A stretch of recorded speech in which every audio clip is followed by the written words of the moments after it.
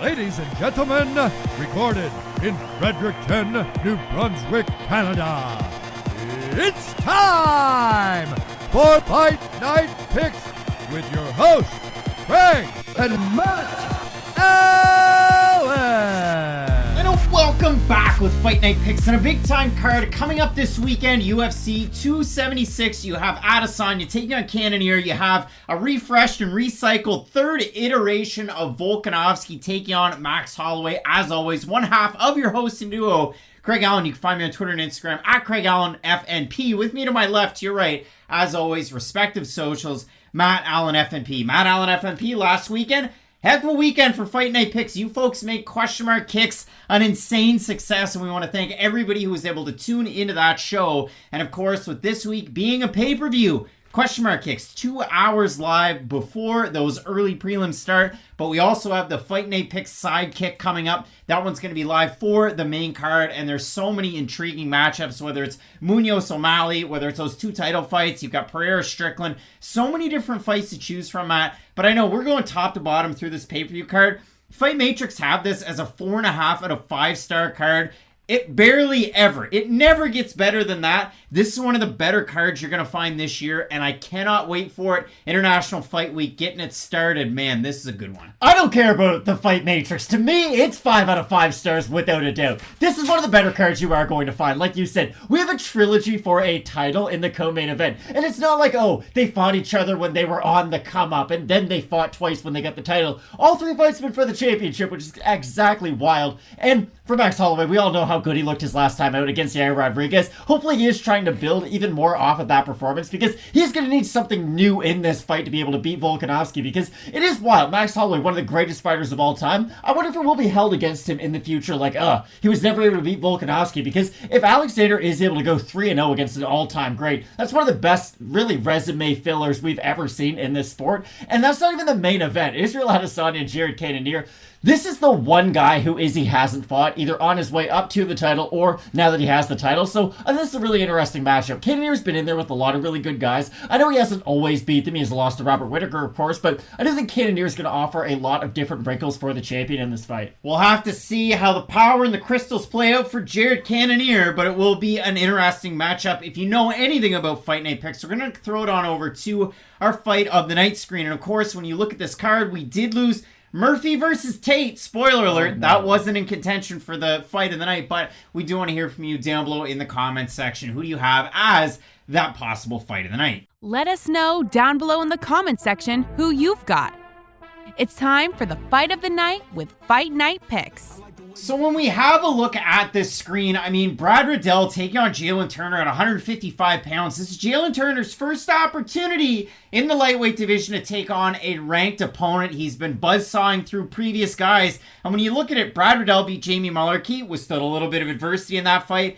Jalin Turner cut through knife in a hot butter, you know? You're big on hot butter, which is oil that's a liquid. I'm having fun with hot butter, but when it comes to Jalin Turner, he also had fun with hot butter. He was that hot knife. And when we do look at this matchup, though, Matt, Brad Riddell, he is so sneaky with the striking. We know him as that former Tiger Muay Thai striking coach. But oh, by the way, go have a look at some of his wins. He mixes in the wrestling with his overall attack. For Jalin Turner, the guy's nickname's the Tarantula. He could fight with 8 limbs, 6 limbs, or the 4 that he's been afforded. But you watch the way that this guy fights, mixing his punches, his kicks, and his slick ground game. I think this is going to be an amazing fight. This should be a really fun fight. For Brad Riddell, he's at a very high level of competition since coming into the UFC, and honestly, the same thing could be said for Jalin Turner. The difference is, Turner didn't get off to the best start because he fought one of the best guys in a weight class that he doesn't belong to in Vicente Luque at welterweight, but ever since he has gone back down to 155 pounds, he has not only been one of the best fighters in the weight class, but one of the most exciting too, and the same thing has to be said for Brad Riddell. 2 guys with great chins and phenomenal striking. I think this fight's going to be incredible. Absolutely wild. It should be a great one. And listen, hot pick, cool pick, I don't know what it is, but we'll see what happens. I mean, Pedro Munhoz, the young Punisher, taking on Sugar Sean O'Malley. For O'Malley, has that lone blip on the radar since he came in off Dana White's Contender Series in his overall record, so to speak. 15-1, the loss is to Chito Vera, and there's always murmurs, there's always rumblings. Everybody wants to see that rematch. We're not going to get it this weekend, but a heck of a fight nonetheless. O'Malley gets to take on his first ranked opponent in this division when he takes on Munhoz, who's 1-4 in his last 5 fights. He's got arguments in a few of them, but listen, this guy is a tricky fighter to figure out, and only some of those upper echelon guys have been the ones to figure him out. And that's why I think this fight's so much fun. I say this all the time now. My favorite type of fights are the hyped up prospect who has some unknown qualities in their game versus the much more established guy who, yes, they might have wins, yes, they might have losses, but still, we know what they look like against the top fighters in this division, and that's exactly what Pedro Munhoz is. Again, he might not always beat the top 5 guys, but they're always competitive and they're always very fun fights. And for Sean O'Malley, like you said, stumbling block against Chito Vera, which in hindsight is, I mean, as far as aging losses go, that's aged really as good as any other loss out there because we all know how good Chito Vera looks. Hopefully we get a 5-round rematch of that sometime in the near future because that'd be an incredible fight. But this one for Sean O'Malley, it's a really big litmus test because, again, we all know how good he can look against guys coming up in weight.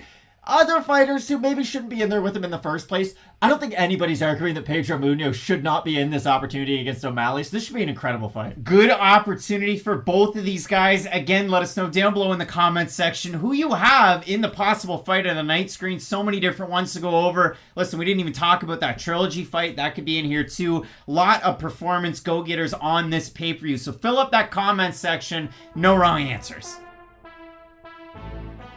So when you look at the overall MMA landscape this week, you do have a big-time fight. Julia Budd challenging, taking on Kayla Harrison with the PFL on Friday night. You have Ryzen as well. Kai Asakota's got a big-time title defense coming up. But when it comes specifically to this UFC card, plenty of ranked fighters, 11 of them ranked, plus 2 champions out there. You do not have any UFC debuts, so these are all fighters that you know and love. And there's plenty of fighters that have a lot of pay-per-view experience. Like, if you just look at Sean O'Malley, you consider the record 7-1, plus that includes the fight that he had on Dana White's Contender Series.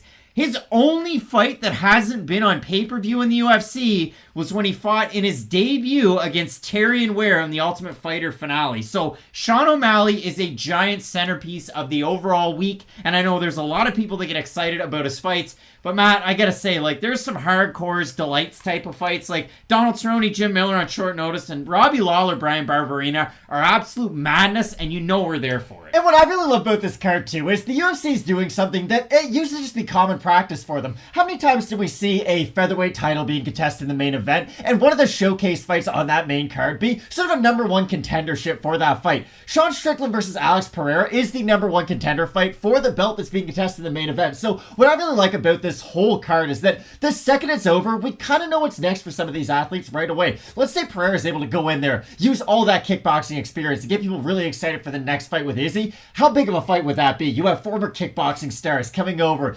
transitioning their games into MMA and then proving that they're some of the best in this sport. Or Sean Strickland, who was on this weird, like, journeyman's trip through welterweight, moved up in weight, and now he looks like an absolute world beater at this weight class. I think that's a tremendous fight that's really flown under the radar. Reminds me a lot of UFC 217, Paulo Costa, Johnny Hendricks. A lot of striker versus a wrestler that can mix it up. And of course, we know how good Sean Strickland's striking is and how great he's looked at middleweight since that move up in about 2020. So an amazing slate of fights. We've got 12 of them in total as of now, Sunday night when we're taping. Murphy and Miesha Tate is off the card, but if anything changes, make sure you keep it locked in with the channel. If you're not subscribed, toss that sub, toss the bell notification so you know when the shows go live, but when those videos drop. So Matt, we have a lot to talk about when it comes to this card. Keep it locked in with Fight Night Picks. We always say, let's get into it.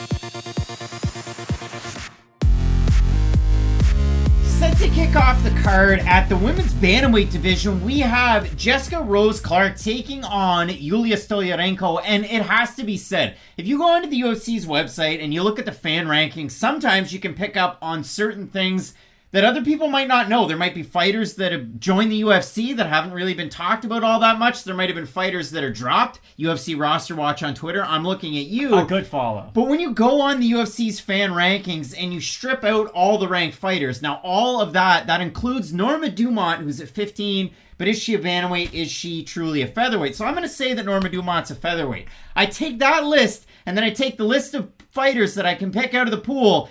There's 6 other fighters in this division that are not ranked, so if you win, all of a sudden you're ranked, and that includes the 2 fighters that you have coming up to kick off this pay-per-view card.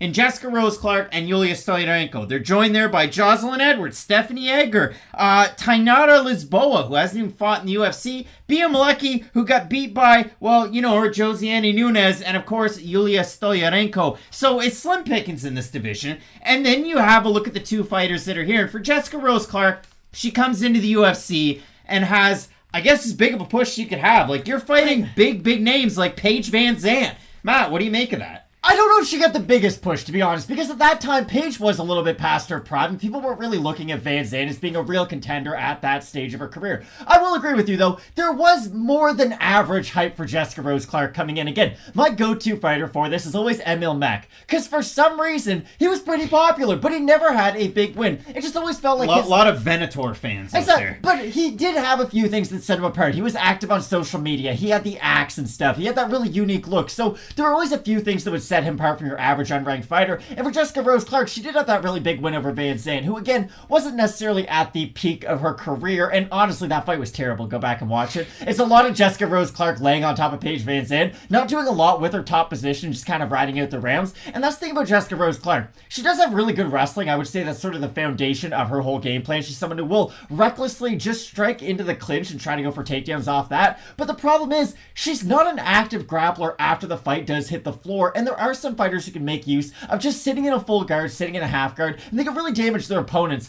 Weird example, but Mirko Krokop, the second time he fought Gabriel Gonzaga, he stayed in his full guard and elbowed him into the ground. It was like some disgusting stuff. If you're a really high-level striker, normally those skills do kind of translate to your ground and pound. I know it sounds weird because ground and pound is much more kind of a grappling part of your game, but a lot of high-level strikers still have good ground and pound. Jessica Rose Clark, again, not a high-level striker, but you get the idea. She doesn't really have those parts of her game to really make fighters pay for being underneath her, and that's always the hard part about predicting one of her fights. You could think, hey, she's going to go 3 for 3 with her takedowns and get about 8 minutes of control time. But is she going to do enough with those 8 minutes of control time to really be able to secure those rounds in the minds of judges? Some judges, yes, but others not so much, and that's why I always find it really hard breaking down a fight of Jessica Rose Clark. Yeah, because for Clark, she'll throw a good one too. Does she throw the most leg kicks that you've seen in this division? Not necessarily. She utilizes her wrestling, but kind of like a TJ Brown, Jessica Rose Clark can get herself in some really precarious positions on the ground. That happened in her last fight against Stephanie Egger. She loses that fight by armbar. Matt, then we throw it on over to Julija Stoliarenko, and this is really the big talking point. Because, Matt, I'm going to talk about Stoliarenko's career highlights. She was featured on The Ultimate Fighter. She went 1-1 and lost to the eventual finalist, Penny Kanza. It's like an Anthony Bennett highlight reel. The UFC said, Red Rover, send Julija over. Let's give her a real fight in the UFC. She loses to Leah Letson, so they go, okay, we don't need none of you. So what does Julija do? Well, she picks up a tidy little win streak outside of the promotion. She goes, hey, let's get some art of the 9-limb, experience, and I'm going to fight Lethway a little bit. And she wins.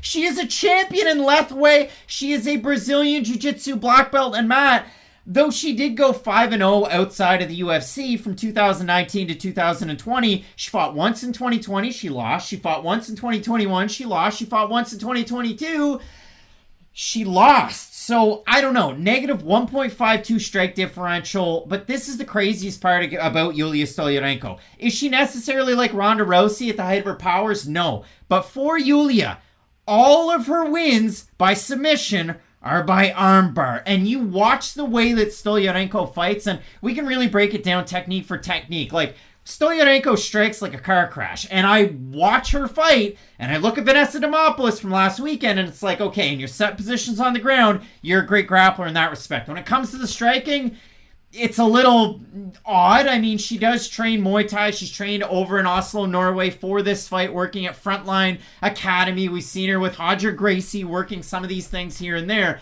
But for Stoliarenko, her bread gets buttered when she has her back to the mat and she's looking for those submissions, looking for that armbar. You look at her against Alexis Davis in her last fight. Davis beat her soundly, but in that first round, Julija Stoliarenko went for 2 or 3 of the tightest armbars I've ever seen. And Gumby Davis, just doing Niagara Falls stuff, was able to get out of those. But Matt, most people would have tapped out of that. I find it crazy that Julija Stoliarenko on a 3-fight losing streak like this is still in the promotion. So am I. But further to that, again, she has those pieces of her game that the UFC's keeping her around. She's outside of the top 15, and Jessica Rose Clark can struggle in some of those positions. She can, but she also has a lot of positives in those positions too. Like for Stoliarenko, she's going to waste a lot of time off her back. We talked about this with Louis Smolka for years and years and years and years and years and years, performance after performance, and that's what I worry about with Stoliarenko. Unless she does get the finish by some kind of submission, I don't think she has really any component of her game to be able to win rounds. And again, I know a big part of my talking point on Jessica Rose Clark was, hey, she could really get the takedown and then that's it. I would still much rather side with the fighter that I think can get it to the spaces where they want the fight to be, as opposed to a fighter who's just going to take the fight where the positions come, and she'll try to fight her way out of that. And again, it's not that I'm really confident in Jessica Rose Clark, and she is a fighter who I feel like after her ACL injury doesn't really fight in the same manner that she used to. She used to be a little bit more aggressive. She used to be a little bit more explosive with her takedowns. I don't think she has that same kind of level of athleticism behind a lot of her techniques, but I still think it's going to be enough to beat Stoliarenko, who in the UFC up until this point has not been able to show that much. I understand some of those submission attempts were tight on Davis, but Alexis Davis is a 39-year-old fighter in this division. If they were that tight, she would have tapped out to it, and I know she's got heart for days, but again, I do think Jessica Rose Clark fights in a similar manner to Alexis Davis, and unless she does get caught by one of those submissions, she's much more likely to be able to pick up minutes and rounds throughout this fight. And for Jessica Rose Clark, if she's going to capitalize on the Alexis Davis plan, Gumby arms and knee wraps. Judo Dan knee wraps, that's how you win it. That's how Davis is able to do it. When you do look at Rose Clark, again, she had those two big wins, 2020, 2021 against Sarah Alpar and Jocelyn Edwards, but her last time out, the wrestling got her caught against a great judo player and great jiu-jitsu player in, of course, Stephanie Egger. So we look at the odds for this one. I don't know who decided that Julija Stoliarenko should have been a minus 205 at open. That's what Best Fight Odds shows. Now, it corrected itself quite quickly, so I'm sure we'll hear from some people out in the comment section. Plus 112 right now. For Clark, opened at a plus 175, minus 135. So we have a look at the Tapology votes. Matt, surprise test there to you. Jessica Rose Clark, A, now the favorite. B, more people know her, and she's not on a 3-fight losing streak. I'm going to say over under 75% Clark here. I don't think she's that famous. I think it'll be lower, but she'll be the favorite. Okay, 775 total votes, 92% Clark, 90% by decision. For the 8% that have Stoliarenko, 49% by decision, 38% have her to win by submission. So Matt, the fans, 92% of them have Clark. The odds have Clark as well as the pick here, Jessica Rose Clark. It is, and again, I'm not confident with this fight whatsoever. Like you said, if a fighter starts as a minus 200 favorite and then the line adjusts itself in like 30 minutes, you know something's a little off about this fight. But again, I always go back to this. Think about how both fighters fight. I would much rather Jessica Rose Clark put herself in a bad position by trying to fight to win than Julija Stoliarenko just allowing herself to be put in poor positions and then trying to fight her way out of it. Again, stylistically, Stoliarenko does have some of the jiu-jitsu that Jessica Rose Clark does traditionally struggle with. I just don't think she can use it sustainably throughout her fighting style. So I do think Jessica Rose Clark, by the slimmest of margins, can win a decision. But again, this is a fighter who had a pretty close fight with Jessica years ago. And you would think, okay, you're a younger prospect. You had a close fight with someone who's very established in this division. I still feel like Jessica Rose Clark ever really reached the potential that a lot of people saw for her, but I still think she'll be able to get this win. Clark for this one training at Combat Sports Academy with Dakota Dichdeva, who's a mixed martial artist. She's got some Muay Thai kickboxing in her back pocket. Adam Piccolotti, Bellator's own, and Chad Mendes. Thick boy Chad Mendes. The scariest man you could fight in bare knuckle right now. He's entered into the chat, and if you do look at it for Clark, she just competed in a no-gi grappling tournament with Grappling Industries. I think it was her and Amber Laybrock in the picture, but I like the underdog, Julija Stoliarenko. I didn't like her at minus 200, but at a plus 112, why not take a flyer? Some of these underdogs have been winning early on in these cards with unranked women's fighters. We saw it out of Vanessa Demopoulos last week. We even saw it the week before with Silva against Jazz Vicious. And it's not that it's a trend, but for me, I look at it as who has the opportunity to stop this fight. Jessica Rose Clark's boxing looked amazing against Sarah Alpar. Her cage control is amazing in that fight. In the smaller octagon, larger one for this fight, Stoliarenko with the submission abilities. I've justified it in my mind, but again, it's a close fight between two unranked women's bantamweights, and there's only 4 other ones that exist on the face of this planet, so make a judgment on your own. We're split on the pick. I've got Lithuania's Stoliarenko, Matt going with Australia's Rose Clark. It's not Rose Clark. It's Jessica Rose Clark. I Jessica didn't do it once. And you did. Clark. Pat's for Matt. But a big time fight coming up this weekend. 2 title fights up at the top. So keep it locked in with Fight Night Picks. We always say, let's get into it. Just like Linus found out in the Charlie Brown series, he was waiting for the Great Pumpkin. We've got the Great Pumpkin. It's Brad Tavares' yearly turn at fighting. We get a fight between the ranked middleweight Brad Tavares taking on Still Knocks, the former EFC double champ and KSW champ Dricus du Plessis. And for Brad Tavares, it has been a wild, and I'm talking wild, UFC career that he has had. I can talk about the knockouts. There's only a few. I can talk about the decisions. There's a lot of them, but primarily a guy that's going out there and doing similar things in the majority of his fights. He's a guy that's trained out of Extreme Couture for years and years and years. But when you look at it for Brad Tavares, a 14-6 UFC record, he's tied for second all-time in decision wins behind Neil Magny. Wasn't able to get another decision win last weekend. Shavkat Rakhmonov. That's one of those stats you hear, though, and it makes perfect sense. You don't hear that, and you're like, wait, Neil Magny has that many decisions? So no, that stat makes perfect sense to me. But for Brad Tavares, he made his UFC debut in 2010 following an appearance on The Ultimate Fighter 11. He was, 23 years old, like a fresh-faced guy. And he went out there and had some wild fights. I mean, Court McGee won that season of The Ultimate Fighter. He's still kicking it, but he is a few years older. For Brad Tavares, goes out there, has some back-and-forth fights. I mean, I go back to the fight he had against Phil Baroni, and Phil cleans his clock. And then Brad gets back up, and Brad beats Phil Baroni, beats him pretty handily up against the mat, and then down against the cage, and you know how it goes. But for Tavares, primarily a guy, we touched on this before we even started to film, but really, really thunderous leg kicks, and he was one of those guys that brought leg kicks into his game before it was popular, and it was a talking point every single weekend. So for Tavares, he was able to ride home on that fact. He was able to become a ranked fighter with that. I'd say his biggest wins probably over who? Christoph Jotko when he finished him? No. Talis Leites maybe? What would you say?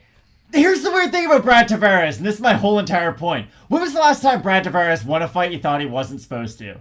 He beats everybody he's supposed to beat and loses to everybody he's supposed to lose to. And that's the weird part about being Brad Tavares at this point in his career. Being Brad Tavares. We talk about Neil Magny, how he's a gatekeeper. We talk about Derek Brunson, how he's a gatekeeper. Brad Tavares is a gatekeeper too, but he's a gatekeeper who's lower down in the division. So the problem is, a lot of guys do tend to get through this gate. And that's the thing about Brad Tavares. I don't have the mouse in front of me if you don't mind pulling up his record. But if you go back and look at the recent amount of wins and losses that he has, a lot of his wins are over agent guys who he's expected to win. Guys like Antonio Carlos Jr., who is on his way out of the organization. Or Mario Akhmedov, the exact same thing. Christoph Jotko, I guess there was some hype behind him, but even then, he wasn't really at the peak of his powers. Talis Leites was very old in his career. Talis Leites was 36 at that point and took so much damage. He got dropped by a leg kick. His eye on the left side was completely done. And the Elias Theodorou fight was actually kind of close. So Talis Leites got dropped by a leg kick and got destroyed. And the Elias Theodorou fight, not really. But that's the thing about Brad Tavares. The Kalmai fight was pretty close too, but that's the thing about Brad. None of his fights are that... there's not a big separation between him and his opponents because he's not a natural puncher. Even go back to some of the previous losses. Lost to Yoel, Tim Boach, yikes, and Robert Whittaker. Yoel, Robert Whittaker, there's no shame in that whatsoever. Israel Adesanya too, but you get what I mean when I'm talking about his record. Every single person who you thought has some hype and they're on their way into the rankings, they kind of mopped the floor with Brad Tavares. And even like Edmund Shabazian, a guy who had a lot of hype, before he got into the rankings, then he fought guys in the rankings, and we kind of realized how good he was. He was able to get past Brad Tavares. I don't think Dricus du Plessis is some world beater by any means. I think he's one of those great fighters who he has a lot of power, he has an exciting style, and on his best day, I think he'd be like that 13th to 15th ranked guy. I just think he's not the fastest guy in the world with his hands, so we might get into a little bit of trouble against the higher ranked fighters.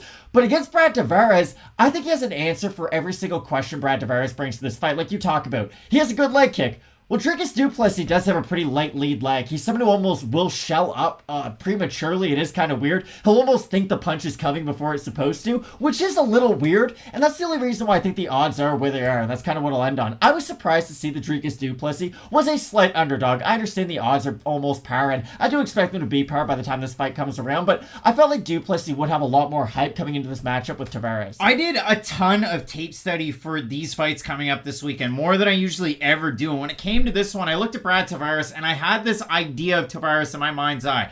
A lot of leg kicks, a lot of 1-2 boxing combinations. He's got a great right hand, and he's speedy for what you'd think of, Brad Tavares, or at least he was speedier than I had this image of him. Did you think he was bad at 5,000 before? But again, for Brad Tavares, 14-6 in the UFC. How many pay-per-view cards, if you had to hazard a guess, how many pay-per-view cards do you think Brad Tavares has been on in 20 UFC fights? 4. 8! He's been on 8 pay-per-view cards. Like, Brad Tavares, bring home the bacon, baby. Let's put Brad on that card. For Du Plessis, this is the thing. I mean, he kind of got his foray and his entry into MMA from kickboxing. He was a 2012 champ, and I want to make sure I get it right. WAKO 2012 first place in the 86 kg category as a junior. So he gets into that, gets into MMA. He's got an early loss to Gareth McLennan, a guy who was in the UFC at one point. But for Dricus, he was the EFC welterweight champ, the EFC middleweight champ. He goes over to KSW, wins that welterweight strap. He has the crazy fights with Roberto Soldic, a guy who, if he came into the UFC, if you like Dricus Du Plessis, if you like Mateusz Gamrot, whether you thought he won or not, I don't care. Roberto Soldic is that guy. Like, he is a wild, wild fighter. USADA. So for Dricus, I don't know about that, allegedly. But when I do look at Dricus, beats Joelton Luderbach after losing to Soldic, beats Brendan Lesser over at the UFC to win back the middleweight strap, comes into the UFC, wild fight against Marcus Perez, beats him, great fight against Trevin Giles where he drops him with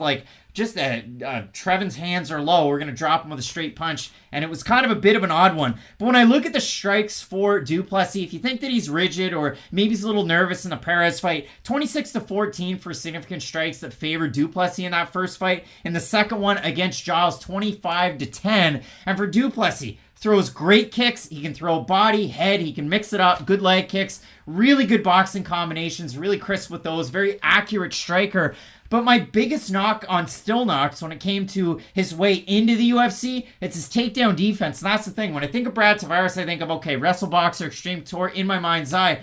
Brad Tavares doesn't shoot that many takedowns, though. That's the thing. Like, Brad Tavares isn't big with it. He has good takedown defense, and he can force the action up against the fence, but he isn't the most active guy going for takedowns. So it would surprise me if he did that against Du Plessis. It really would. And again, for Tavares, he was able to take down Seth Basinski. He's able to take down Dongyi Yang. But, I'm going way back into the past. 2 against Lorenz Larkin. But it's not really a trend that's picked up lately. Omari Akhmedov almost won the fight against Tavares after Tavares dropped Omari Akhmedov because Akhmedov was going for the takedowns. The fight against Antonio Carlos Jr. was closer than it needed to be. He beat the brakes off Antonio Carlos Jr. But again, you'd think a guy like Brad Tavares in the rankings would mop Shoeface, but he didn't. But when it comes to the odds for this fight, Matt, Tavares open to -130 favorite, -103 right now. Du Plessis open +110, -113 as it stands. We have a look at the Tapology votes. Surprised to us as they are to you. I'm going to say over under 65% for Du Plessis. Under.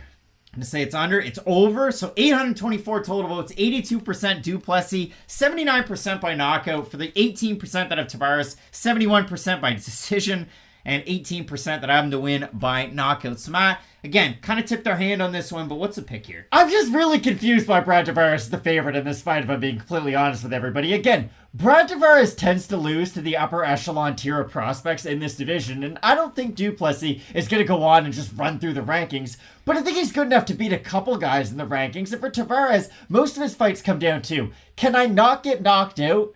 And does my opponent not throw a crazy amount of volume? Because if you are a heavy-handed striker, you will eventually get to Brad Tavares. And the other side of that is, if you're not a heavy-handed striker, but you have a lot of volume, you can also beat Brad Tavares in a fight like that. So, unless he's in a fight where he's against, almost like a jiu-jitsu fighter who has okay hands and poor wrestling, those are the types of guys who make Brad Tavares look really good. Pure strikers, for the most part, are able to outwork Brad Tavares on the feet. And like you said, you would look at his camp, look at the amount of experience he's had in the UFC, and think, hey, this guy has some wrestling in his back pocket. But if you don't do it in the cage, I don't think all of a sudden we're going to see it just magically in your, 21st fight in the UFC. So for Brad Tavares, unless he is something that we never thought he was up until this weekend, I do like Dricus Du Plessis in this matchup. And again, I don't love his just sort of awkwardness in the pocket, for lack of a better term, because it is kind of weird to see. And I do think the Chris Curtis fight, which hopefully they do revisit that in the near future. Yeah, so the Du Plessis point that I just wanted to make, he was booked in the interim since his last fight, because he's been in the UFC for almost 2 years. He's only had 2 fights. He was booked with Andrea Muniz, Chris Curtis, Hernandez, and Gastelum, and that Gastelum fight was the last one that fell out. The Chris Curtis fight would be a really fun one. Hopefully we do Yeah. get that, especially with Curtis coming off the win over Rodolfo Vieira, and especially against Du Plessis. I think that'd be a great fight. But for Dricus, this is an interesting fight because I think it will go late, but I still have him winning this fight. I just think technically he's a much more sound fighter than the striker that Brad Tavares presents in the majority of his fights. In 20 UFC fights, Brad Tavares has 4 knockdowns. 3 of those 4 knockdowns are in the 3rd round of fights. The Phil Baroni one was the only one 2 that of he them got in came the first 11 round. years apart, though. And- it went from Phil Baroni to Christophe Jotko. I went from grade 6 to last year. Talis Latis, actually. 2017 was the next one. Isn't that wild? Like, 7 years. You're a middleweight. If you're a flyweight, I get it. There's a lot of decisions down there, but in the middleweight division, it is very surprising to see a guy go years without getting a stoppage victory. Maybe he will sit down on his shots against Du Plessis when he is shelled up against the cage, but if Du Plessis is able to respond with his own power shots, I think he'll land. If I'm going Tavares non-controversially, I'd say Tavares by decision. For me, though, I do like Dricus Du Plessis in this matchup. I think the volume is the key for Du Plessis, and he throws in droves. And yes, through that high guard of Tavares, maybe Du Plessis is able to mix it into the body, but I can't wait for this fight. Both of us going with South Africa's. Still Knox Du Plessis to get the win. Let us know down below in the comment section who you have. We have a big-time title fight at the top of this card in this division. Brad Tavares fought Israel Adesanya, wasn't able to get the win. We'll see if Jared Cannonier can do it for that belt. You're going to want to keep it locked in. With Fight Night Picks, we always say, let's get into it. Coming up this weekend, the first of 2 nicknames being the Future. We have Maycee the Future Barber taking on Evil Jessica I. Jessica Evil I. Do you think on the internet she goes, look at my evil eye? I hope not. Remember that time she did get cut in the forehead though? That was gross. I always go back to, I'm gonna need everyone in here to do this chant for me. Here we go, evil, here we go. Hoo, hoo. And then not a soul in the building did it. Jessica I, ladies and gentlemen. But when it comes to nicknames, again, for the Future Maycee Barber, she was going to be the Future. She was going to be the youngest UFC champ. The time has passed. Ian Garry is the second fighter on this card that is the Future as a nickname. Changed them. But when it does come to this matchup, it was actually originally supposed to be Jessica I against Casey O'Neill because, listen, the UFC wants their top prospects to take on Jessica I. Unfortunately for Casey O'Neill, she had a knee injury, so in steps Maycee Barber on a 2-fight winning streak. And if you look at the Barber hype train and the way that it went, at a time she was 8-0. She fought Roxanne Modafferi. She blew out her own knee, and she really wasn't successful in that fight. Took some time off, rehabbed it, moved around between gyms, came back and fight Alexa Grasso. And that was a fun enough fight, wasn't it? Would you say? It was a tough fight for her, to be honest, especially It coming was. back after a long layoff. Fighting a volume-oriented striker who relies on their movement is a weird opponent to give somebody fresh off a knee injury. Because if you're thinking, hey, Maycee Barber could be a star in the future, she might have trouble moving around with a poor knee, who should we give her? Well, not someone who just strikes on the back foot the whole time, but the Grasso fight was a fun one. So we look at that. She loses that fight. She comes back and fights Miranda Maverick. It's a win on her record. It's a win going forward. And then if you look at her last fight, she fought Montana De La Rosa, a fight that you would almost anticipate Maycee Barber was going to win. She passed that test with flying colors. So that's a good stepping stone to then get to Jessica I. And listen, Jessica I's had a weird UFC career, Matt. I never would have thought, looking through it, you know, you think Jessica I, you think ranked contender, 135, 125. She's 5-9 in the UFC with a no contest. Like, I would have thought. Oh, I know, because she lost 5 straight at 135. She was like Anthony Freight Train Hamilton of women's bantamweight. Freight Train, the Pacific Northwest zone. He just can't get any love on I the can't channel. believe he just caught another straight. But that's the thing, like, I gotta be honest, I was the one who was surprised Jessica I had success at 125. She was an awful fighter at 135, and I don't feel like that's a step too far at all. She lost to Betch Kohea. Betch. Betch fought for a UFC title, Rowdy. but it depends on what UFC division you fought for that title. If you fight for the lightweight title in the men's division, I put a lot of stock into that. She probably had to beat 7 of the best fighters we've ever seen just to get that opportunity. Jessica I won 3 fights by split decision and then fought Valentina Shevchenko. It went exactly how we all thought it would go, and ever since, Ai has kind of gone back into some of those poor habits that she showed before. It is interesting because she fought Araujo, who a lot of people had a lot of hype into. She's a very heavy-handed striker herself, and Jessica Ai was able to beat her. But the thing was, I didn't get better after the Valentina fight. She just did what she's always done. It's frustrating boxing to where she throws a lot of volume, and it's one of those weird, do I block it? Do I not worry about it because there's not a lot of power? Because for Jessica Ai, people love talking about her boxing. Oh, she's such a good boxer. She's such a good boxer. Not really. Like, she throws looping shots, but the thing is, if you are a very heavy-handed striker, you can get her respect almost immediately, because in most of the areas she's going to have success, it makes her hittable too. So let's say Jessica Ai comes into this fight like she comes into most. I'm going to try to get into a brawl. I'm going to try to make it ugly. I don't think Maycee Barber's the best fighter in the world, but she's a whole hell of a lot heavier-handed than Jessica Ai is. So if they just get into like one of these all-time just Dawn Fry type of fights, I think Maycee Barber beats the brakes off Jessica Ai. You're telling me International Fight Week isn't the time to break out the here we go evil? Well, just if you wear a bulletproof vest before you fight Valentina Shevchenko, you better go on to do like really cool things for the rest of your life. You shouldn't lose 3 of your next 4 and have us wondering what you're doing. And last thing I will say on this fight reminds me of when Kemba Walker got taken out of the Boston Celtics rotation. Just all of a sudden, it was, hey, you were an all-star with the Celtics. Hey, you're not as good anymore. Your knee might be bad. We don't really know. And for Jessica Ai, it was, okay, you were an all-star. You fought for a title. You must be very good. Are you?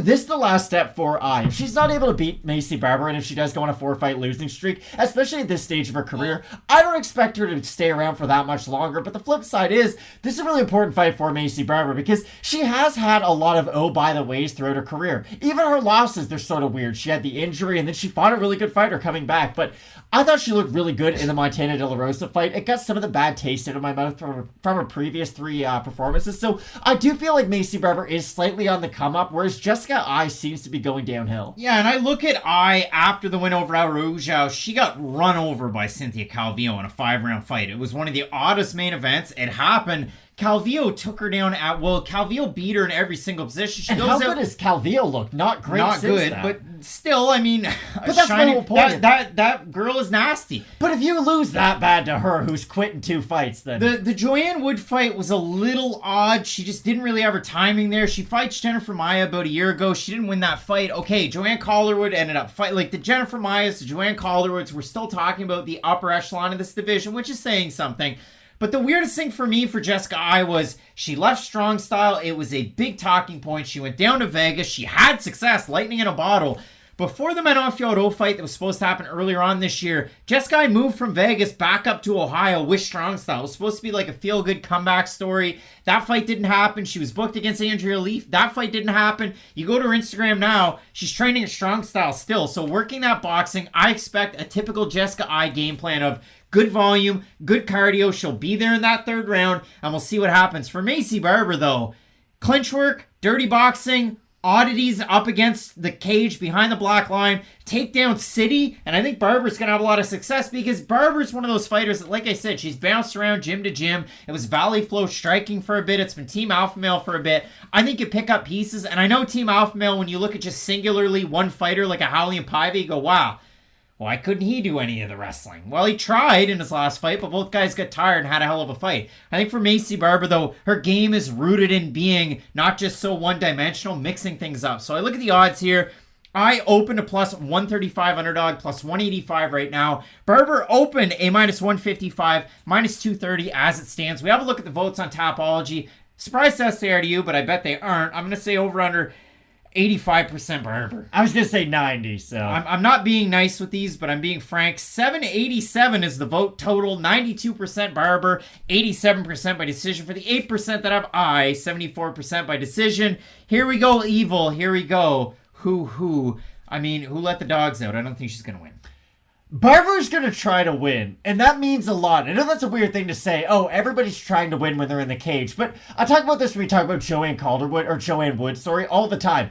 Joanne Wood's perfect fight plan is basically to win a split decision. I'm going to get the fight and do a lot of kind of 50-50 spots. I'm going to hope that I land these slightly more damaging shots, and then hopefully the judges give it to me at the end of the whole thing. Like, win, lose, or draw, most Wood fights end in split decision. For Jessica Ai, she does follow a lot of that same philosophy. It's, hey, I'm going to get into exchanges, I might be landing, but I'm also going to get hit too. And the problem is, when you're fighting people like Montefiore, who she didn't fight, but that was a matchup that we thought we were going to see, Maycee Barber, who's extremely heavy-handed. I'll throw Jessica Andrade into that category because she's kind of a tweener between this division and strawweight.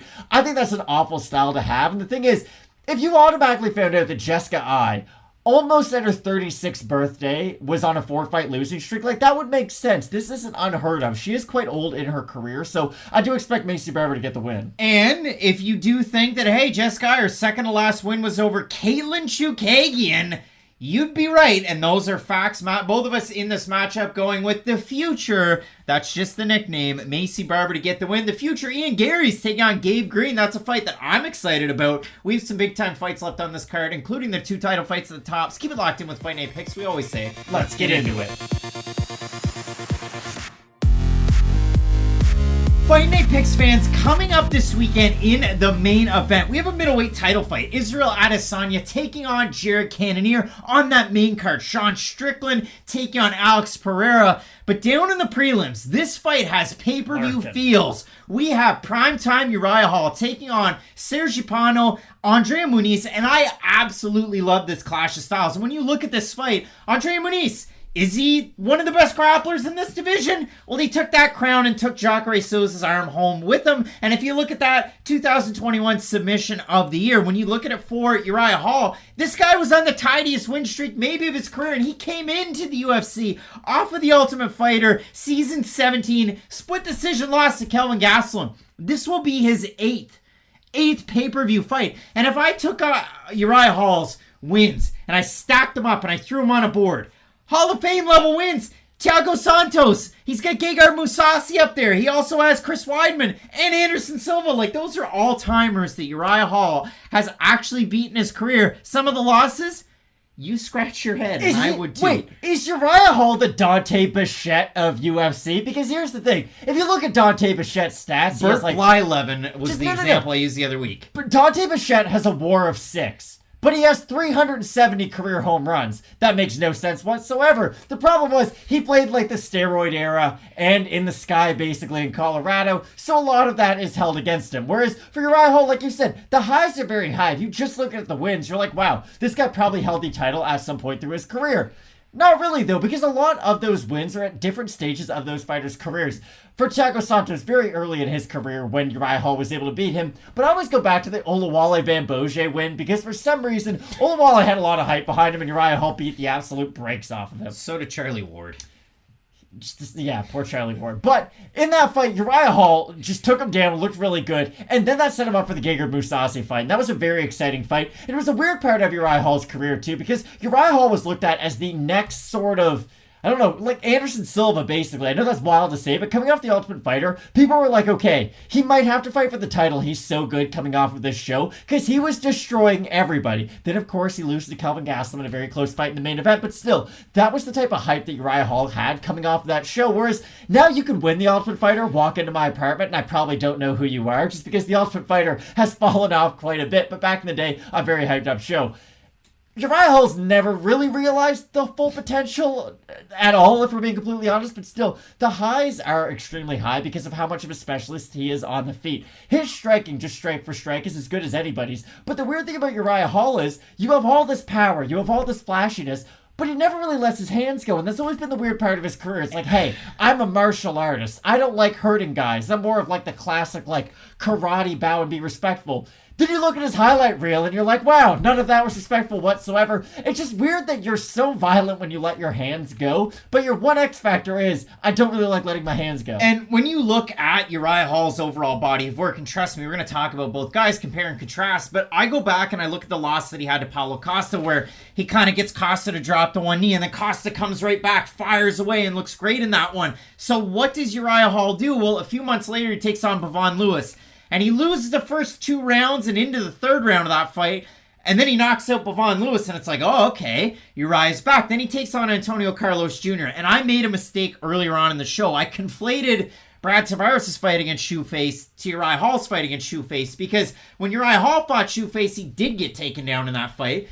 The nicest non-knockout punch I've ever seen in my life. But when it came to the striking, Uriah Hall had a lot of success. So that's my bad. He fights Anderson Silva, and it's like, wow, this is Uriah Hall in that fight. He's able to get the win in that one. They had the weird ending where I think Anderson was trying to have his, like, I'm done with the UFC, like, it's sad. And then Uriah Hall was like, but I respect you. You're my idol, so I got to get in on this. It was weird. It was sweet. It was what it was. And then he fought Chris Weidman. Checked a leg kick, broke Chris's leg, and it was like, well, that's disgusting.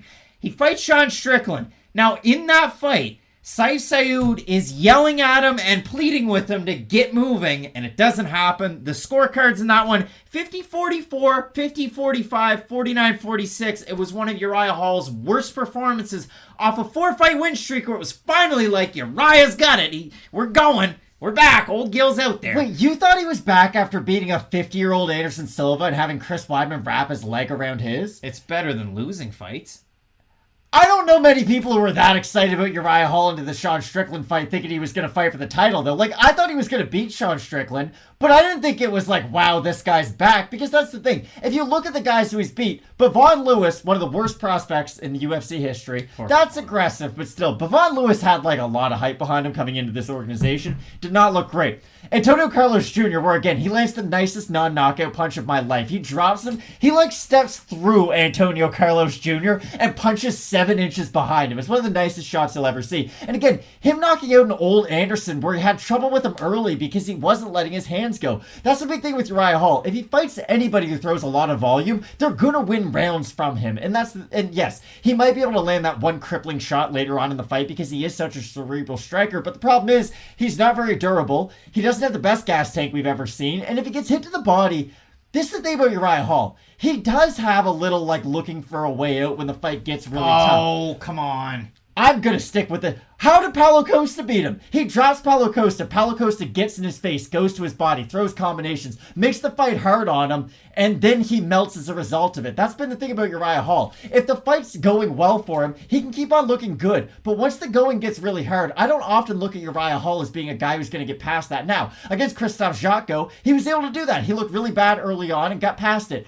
But we're talking about Christophe Jotko here, and right now he's fighting Andre Muniz, who, yes, doesn't play the striking game, but he's one of the most hyped up prospects we've had in a very long time. And even me, I didn't think Andre Muniz coming into the UFC would have the same level of success that he had before. How am I supposed to know what's in your notes? But the thing is, once he got to the UFC, had beautiful wins over the likes of Bartosz Fabinski and then Jacare Souza, like, now I think we are seeing him finally put everything together in his game. And much like Gilbert Burns down at welterweight, once you see these guys who specialize in really anything able to start putting their whole entire games together, that's when they become dangerous and make their run in the rankings. First thing in my notes, I have Muniz, and right next to it, wasn't convinced pre-UFC, and that's the thing. I just wasn't. Obviously, this guy's a great grappler, but if you look at it, 22-4 as of now, those 4 losses are all by knockout. And you look at it, I mean, Azamat Murzakanov was his last lost by knockout, of course, in 2016.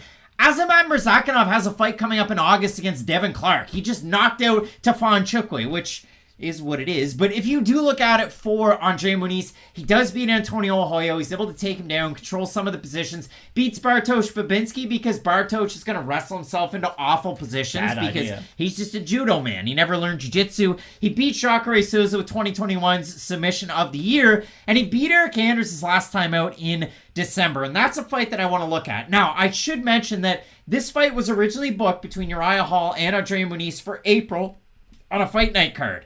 Uriah Hall withdrew, and so they rebooked it to later on in July. So it's been a while since it was booked originally, but in that Eric Anders fight, Anders is trying to throw the kitchen sink at Andre Muniz, and as he's getting wild and as Anders is marching forward with his arms up, Andre Muniz lands a double leg like Edge landing a spear in WWE in 2007. He then just wrestles around for position, goes from top to the back, and once he gets the back, then he sneaks over to the side, and the commentary says he's too high on this, he can't get the rear naked choke. Well, then he turns it into an armbar. The guy is a wizard on the ground. He's a 3rd degree black belt in jiu-jitsu from Otavio Duarte, so if you're gonna tell your friends something at Buffalo Wild Wings this weekend, go with that one. But 4-0 in the UFC is Muniz. 15 of his 22 wins are by submission. Again, 11 of them are in the first round. I'd say his best win on his record, either Jacare or Matt's favorite middleweight from yesteryear, Paulo Filo. He was able to beat him He's in a title fight with Belletti Combat back in 2014, his lone title defense there. But again, there are so many positives to talk about for Uriah Hall with striking, his takedown defense, iffy, and Sean Strickland in the later rounds of that 5-round fight was able to work in his takedowns. But this is my whole thing going back to when you make the fight hard on Uriah Hall, he doesn't always get hard with it. Like, against Sean Strickland, you were convincingly down 3 rounds. Did Uriah Hall do anything different in the last 2 to try to win? It's hard. Did he? It's hard. Well, no, he didn't. That's my whole point. It's hard. You're in the main event of a UFC show. We expect you to do hard things to try to get the wins. That's my problem with Uriah Hall. If he's behind in a fight, he might land that one crazy shot that's going to win it for him. But if you swing big at every pinch, eventually you're going to hit one over the fence. If you're not able to land that one big shot, Uriah Hall's going to lose a fight by decision in a very lopsided manner. Matt Allen, if the going gets hard, you get hard too. Put that on a Bristol board. Matt, the odds for this fight, Uriah Hall open to plus 190 underdog, plus 206 right now. Andre Muniz open a minus 225, minus 258 as it stands. We have a look at the topology votes. Surprise to us there, to you. I'm going to say over under 75% Muniz. Over. Yeah, it's been over a lot for these favorites. 855 total votes, 86% Muniz, 85% by submission, with 14% that have Hall, 54% by knockout. I'm surprised that number is not higher, considering Muniz has only ever lost by knockout, and Uriah Hall is such a power puncher. I think Andre Muniz goes out there and has a lot of success with his takedowns. Uriah Hall coming from a great gym with a lot of great grapplers at Fortis MMA, but a lot of the bigger fighters aren't great grapplers there, like Alonzo Menafield, Kenny Nshikwu. We're not talking about big-time grapplers at that gym, and Hall is very much a specialist when it comes to his striking. So unless Hall is able to knock out Muniz, I have Muniz winning, and I think he'll get it done by submission. And I think he's been looking a lot more comfortable on the feet, too. I'm not trying to sit here and tell you, hey, Muniz is going to look great in the striking. But yeah, exactly. Like, I don't think he's going to go out there and do something stupid that will get him knocked out very early in this fight. Could happen because of how good of a striker Uriah Hall is. You can just tell that the more cage time Muniz gets, the more comfortable he feels on his feet. And that's a big key, because if he's not shooting in from as far away, it's going to make the success rate of his takedowns much higher. So I do like Muniz, but this is a very important fight in his career. Strickland Pereira up at the top, near the top of the card, but up at the top, you have Israel Adesanya taking on Jared Cannonier, a fresh challenger. Can't wait for it. Keep locked in with Fight Night Picks. We always say, let's get into it. Coming up this weekend, originally set to be Jim Miller against Bobby Green. Green is out, and Donald Cerrone was booked every other weekend to take on Joe Lozon, but those fights fell out. So up at 170 pounds, yes, 170 pounds, Cowboy Cerrone is going to be taking on A10 Jim Miller, who's looking to push his win streak to 3. And if you look at these guys in the overall pantheon of UFC lore, they each rank very highly in all-time categories. So for Jim Miller, he will extend and make it 40 fights in the UFC. Like, how wild is that? He debuted in 2008, years and years and years ago. But the craziest part about it is nobody's going to be able to stake a claim until this Saturday, because they're both tied for number 1 overall in most wins in the UFC, tied with Andrei Arlovski at 24. How crazy is that, Matt? It's absolutely insane to me, and especially, okay, without looking at your notes, Craig, because I'm assuming it's in there, do you know where these guys originally fought their first fight? Not WEC. It used to be a mecca of fights, but it isn't anymore. IFL? No, Atlantic City for the UFC. Yeah. Atlantic City was where it was at for boxing, and even MMA for a short period of time. It was a big deal. The Vegas of the East Coast to many people. And it is wild that you don't really hear about Atlantic City anymore being one of those fight destinations or a big fight town. But again, for the longest time, it was sort of seen as that, which is wild to me that we've gone so far away from it. But Donald Cowboy Cerrone and Jim Miller have been in the UFC since Atlantic City was a big deal. So that's really my best way of aging this fight. But when I do look at this one, because a big talking point has to be that this one's at welterweight. For Cerrone, he's realized intense success at 170. His fight against Joe Lozon was to be at 155. They both weighed in, and then after the fact, Lozon's knee locked up. He got it fixed up, so you'll love to see that. But for Cerrone, well, he had a beard, and he shaved it, and then at 155, he looked ghastly on the scale, which isn't, uncommon for Donald Cerrone at 155. And don't get it twisted, Cerrone's had success at 155, and his most recent run of success was at 155. Like, look at that fight against Alexander Hernandez. We had bad blood, and Cerrone was on the winning end of that one. Fights Mike Perry at 170, looked amazing in that one. But I do look at it for Jim Miller. He was a 2007 USKBA welterweight champ. But since that time in 2007, he had one fight at a catchweight of 162.6 pounds against Thiago Alves, because Alves couldn't make weight at 155. He could barely make weight at 170 and then decided to move down to lightweight. And Jim Miller beat him. Now, that was a unanimous decision win at UFC 205. And then after that, the only fight Jim Miller's had outside of 155 was at 160 at catchweight against Roosevelt Roberts, where Roosevelt went for a big action, fumbled, and then, like fumbling the ball, Jim Miller was able to pick it up. So for Broncos, let's ride. Jim Miller's on this win streak. And again, the weirdest part for me when I look through Jim Miller's run from 2019 to now, he's 5-3. The losses are to good fighters. The wins are over. Jason Gonzalez is one of the wins. If I ask any MMA fan, hey, you remember Jason Gonzalez in the UFC? They're not going to know who he is. Do you know who Eric Gonzalez is? No, you don't. But Jim Miller was able to cold cock him and knock him out. The most impressive win from 2019 to now. It's not Clay Guida. That was a knock him out, drag him out 1 round. It was his last fight against Nicholas Motta. He was fighting a guy who could not pick up Jim Miller. Miller was piecing apart the inside leg. And then when it came to it, Miller was really mixing in his boxing combinations while landing to the body to the point where Motta couldn't figure him out. And Iron Motta making his UFC debut, primarily known as a striker, and Jim Miller knocked him out. That was so impressive to me for Miller as an underdog to be almost 39 years old. I can't get over that win that Jim Miller had his last time out. I fucking love this fight, Craig. I'm not gonna lie, because for Cowboys, I went deep. And like, this is such a fun fight. And I know we were both really big on this when Cowboy was fighting Joe Lozon. Just hey, at 170, if they did this matchup, I think Cowboy would probably win that. They're very close to each other, sort of in the whole grand scheme of their careers, really. Like, I don't think Lozon or Cowboy are going to be looking to have a lot more fights after their original matchup. But we're both really worried about how is Cowboy going to look at 155, because he had trouble cutting into that weight class 6-7 years ago before he made his initial move up to 170, and normally weight doesn't get easier to cut as you get older. And that's the thing about Cowboy. He did have to cut the weight the last time out against Joe Lozon, okay? 2 weeks ago. 2 weeks ago.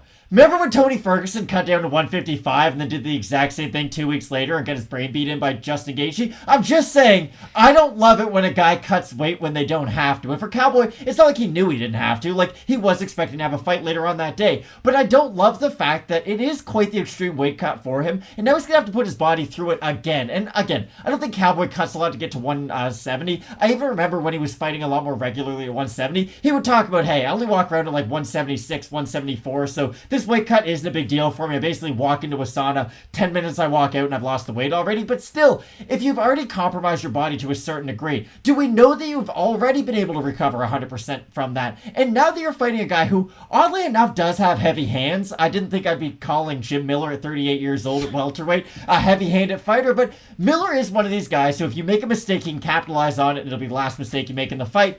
But he has also been a fighter who, as of late, will sit down a lot more on his punches and really make you pay for his overhands and his hooks. And if Cowboy shows up to this fight like he showed up to the Alex Morono one, like, that was by far the worst version of Cowboy we've ever seen. That's it. You've seen the worst version of Cowboy's last time out. Standing TKO loss where he was, like, lost in that one. And Morono's a good striker. He's a Taekwondo black belt. He's got a black belt in Jiu-Jitsu. But for Cerrone, it was a big step down from the guys he's been fighting. For Miller, he got wobbled a hard right hand from Nicholas Motta in the first round of that fight, and then he just kind of like stumbles back in and rolls with it and then gets right back into the fight. And I look at the finishing sequence in that one. It was leg kick going body head and right hook into the ground and pound where he's able to finish Motta. So it was wild stuff from Miller. So you have like A10 at his peak in his last fight against Donald Cerrone at his worst in that fight against Alex Morono. And the last time you saw Cowboy in a ring, in a cage, was a year and a month ago. The last time you saw Jim Miller was just about 4 months ago. So I do look at this one. You look at the odds. Miller open to minus 155, minus 220 right now. For Donald Cerrone, open to plus 135, plus 176, Matt.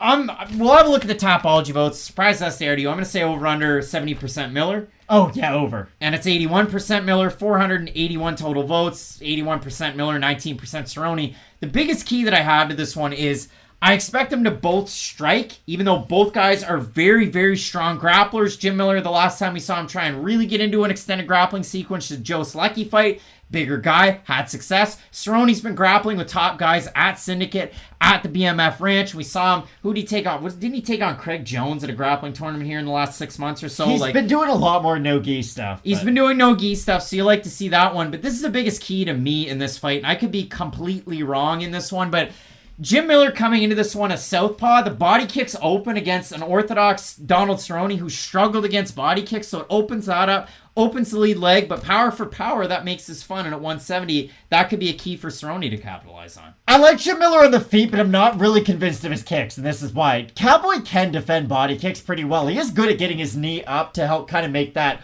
whole post to defend kicks. The problem is, how long is he going to be able to keep any kind of sustainable defense? Because for Jim Miller, I've seen him get hurt and recover from those big shots. It happens almost in every Jim Miller fight. Like win, lose, or draw, he gets hit clean, gets wobbled, and then normally gets way meaner, gets way more aggressive, and we'll see what happens after that. When's the last time we saw Cowboy get hit by a big shot that didn't immediately lead to a finishing sequence? It's been years. Like that Tony Ferguson fight, like I know he blew his nose and whatever, but you have to get to the point where you blow your nose for it then to blow up. Like, Tony landed a right-hand jab, ducked out of a shot, and then hit him with a spinning elbow. Like, Cowboy at this stage of his career is a very upright boxer who will throw kicks. I should liken him a lot more to a Muay Thai artist because he does throw a lot more kicks. But other than the Anthony Pettis fight where he hit him with a head kick in the third round of that fight, he hasn't really been doing a lot of massive damaging shots as of late. So I don't think Cowboy's all of a sudden going to become the fighter that he used to be. And chin and durability is one of the few areas of MMA that you can never get back once it's gone. Roy Jones Jr. is one of my favorite fighters regardless of sports ever. But in 2003, he lost 5% of his athleticism.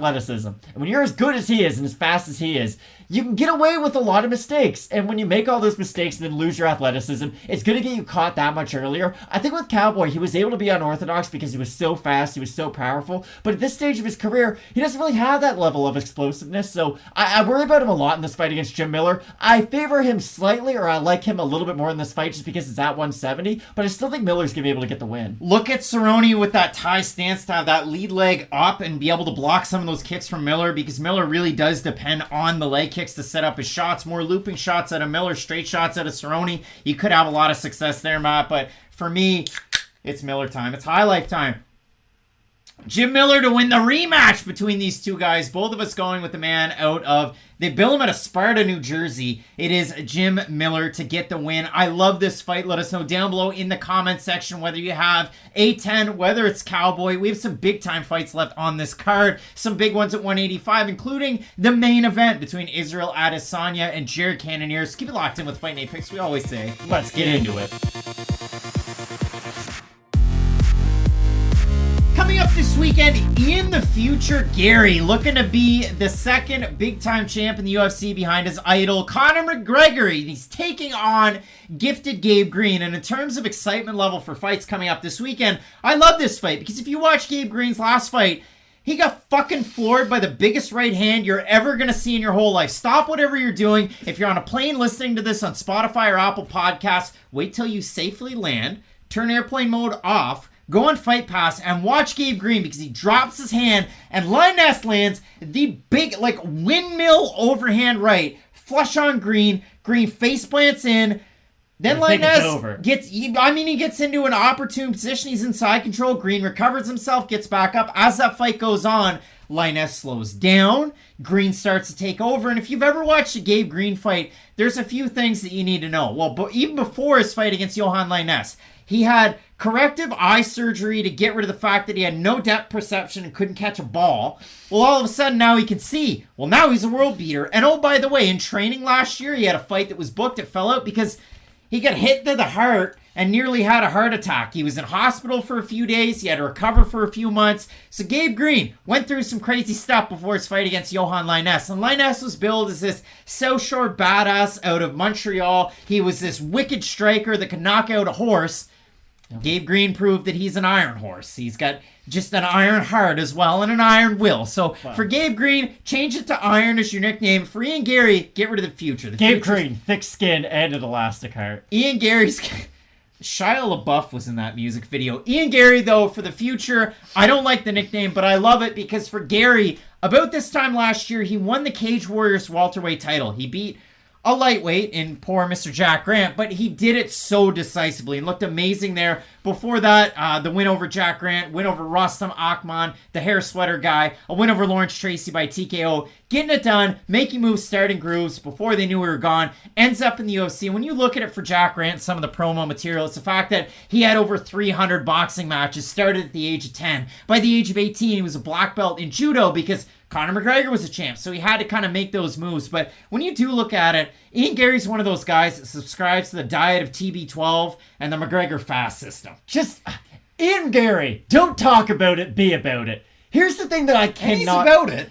He is, but here's the thing. If you're this good in all of your press conferences and stuff, if you're as funny as you like to tell us, don't just rehash old lines that other people have used. That's the one thing that bothers me, because Ian Garry has everything. He's a good-looking guy. He has a fun fighting style. Swinging a big hammer. He has a very fun personality. He's someone who likes to be on camera.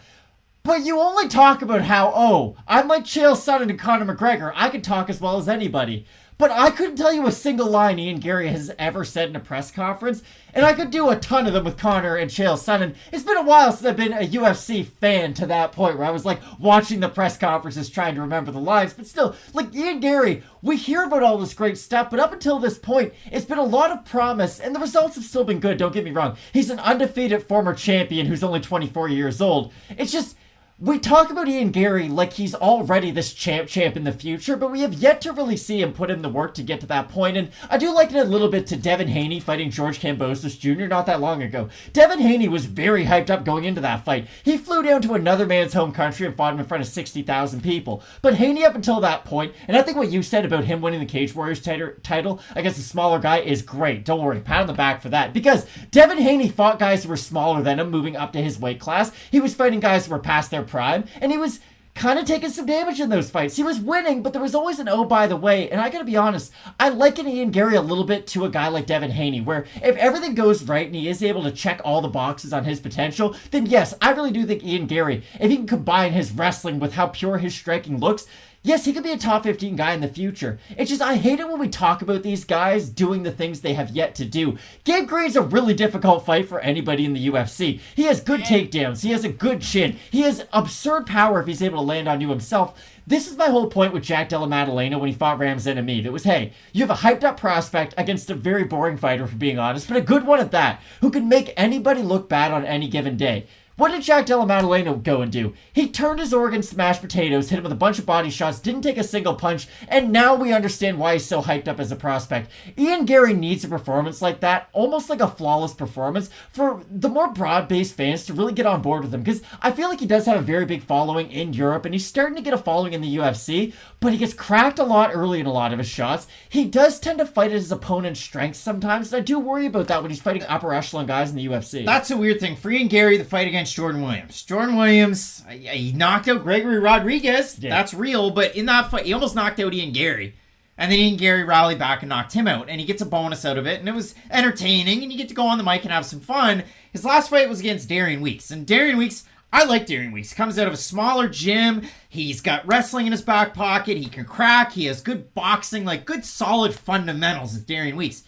I know Ian Garry won that fight, 30-27s, 29-28 on one judge's scorecard.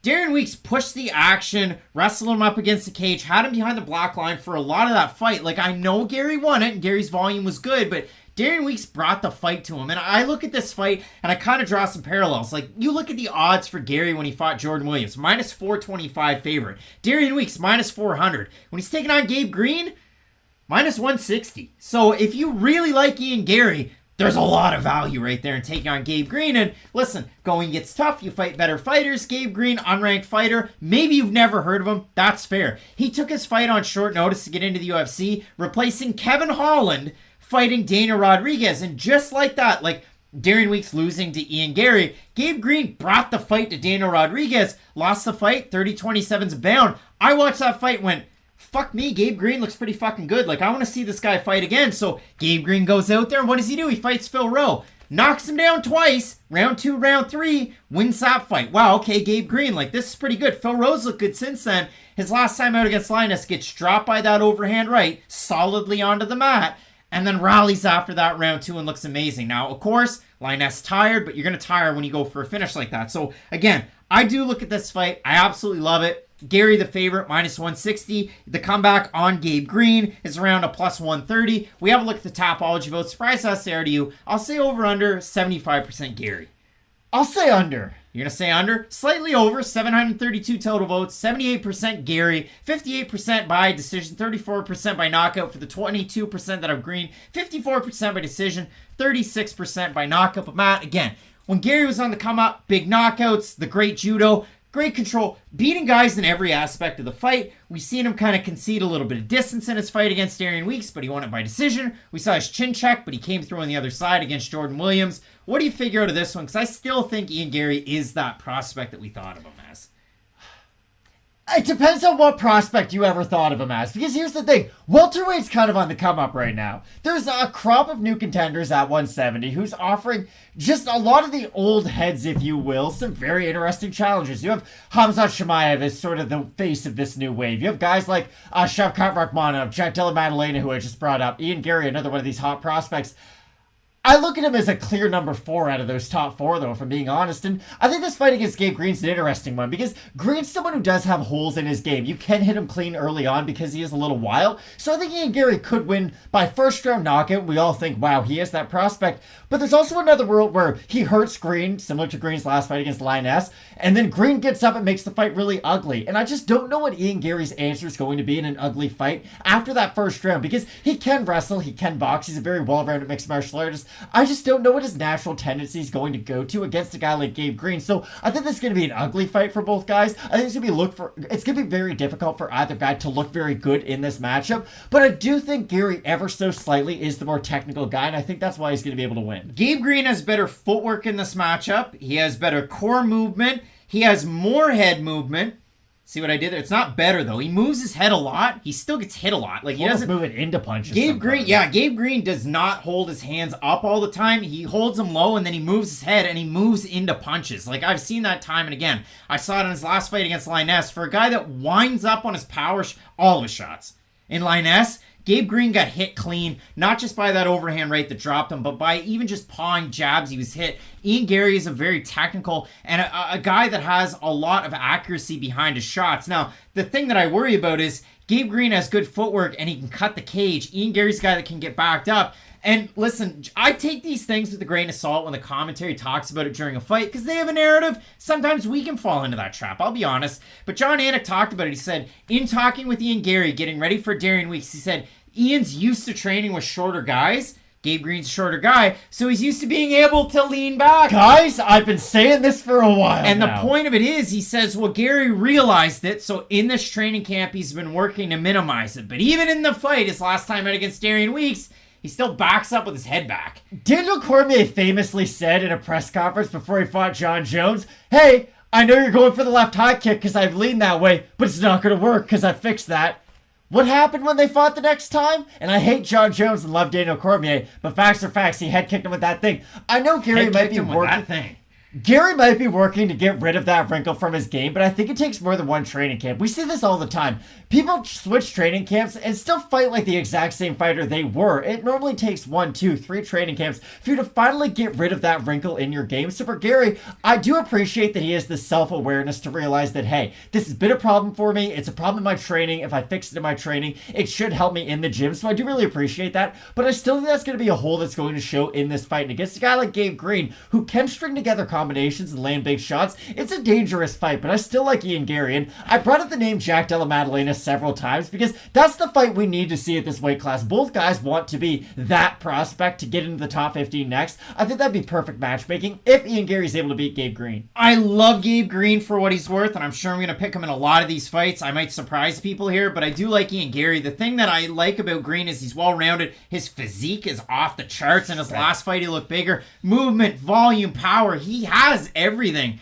Ian Garry is so well versed in judo. I don't know why we didn't see it against Darian Weeks, because Weeks is a good wrestler in his own right, but I think Ian Garry has that edge over a lot of guys. I think he has it in this fight. Green excels in a lot of positions up against the cage, so maybe Garry loses minutes there.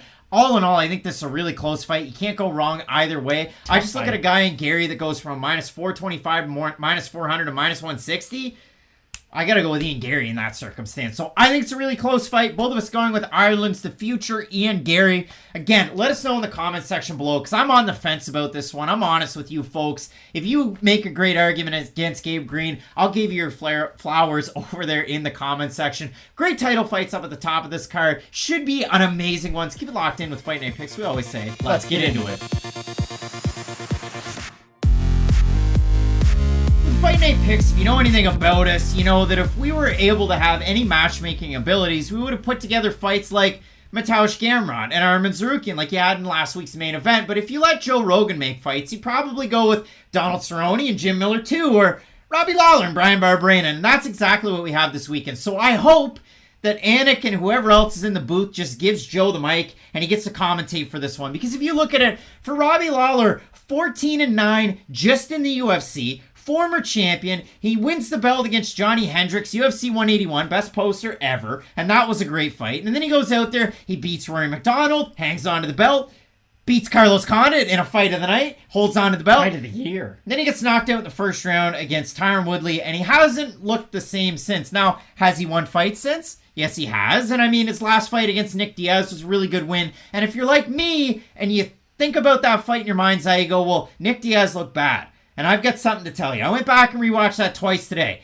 Nick Diaz looked bad in the first 30 seconds. He looked bad in the last 30 seconds where he drops down to a knee, then to his butt, then he grabs his knee, and then Jason Herzog goes, can you continue? And he goes, nope. Well, he broke his nose and quit. Yeah, I looked at that one and I thought, okay, end of it's bad, start of it's bad, but the rest of it's pretty damn good. Nick Diaz put together great boxing combinations. He was ripping to the body. He was throwing his lead left as a jab, but he was also throwing it as a hook, and he had a lot of accuracy on it. He also threw a lot of volume, but in that fight, it was a lot of fun while it lasted between those two guys. But for Robbie Lawler, there's a lot of crazy things I can talk about. I could say, hey, he's got a tramp stamp that looks like in a foreign language that somebody wrote, I make questionable decisions. But other than that, Matt, Robbie Lawler, when he's not fighting like a really good wrestler, a guy that's knocking him out, he has some pretty good success, right? We ask ourselves this a lot on this channel. Like, what are these fighters willing to go through to win?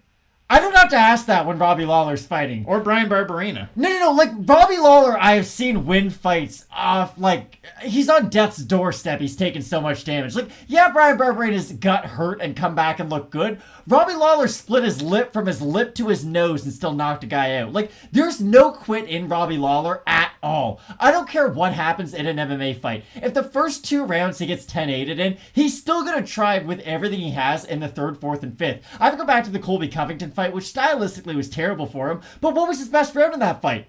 5th round, he was pushing Covington back. He had defended a few takedowns. He still lost that fight in a very one-sided fight, but still, Lawler, he behaved in the way that you want a champion to behave in. He got better as the fight went on. I think that's a really important thing. If he gets Nick Diaz, and you're right, Diaz looked okay on some of the in-betweens, but the problem was he didn't put anything behind any of his shots. You can throw your arms out like this all day long. If you're not putting any power behind your shots, your arms aren't going to get as tired as a result, and it's going to make your volume even easier to throw. Lawler, once he was able to realize, okay, there's no real repercussion for standing in the pocket. Like, I can land my own power shots too. You could see the confidence in Robbie Lawler start to build as that fight continued. Now, the difference is, the second he hit Nick Diaz with one really clean shot, Nick Diaz was looking for a way out. He was like, damn, it's been years since I've done this and I've made a lot of money in my life.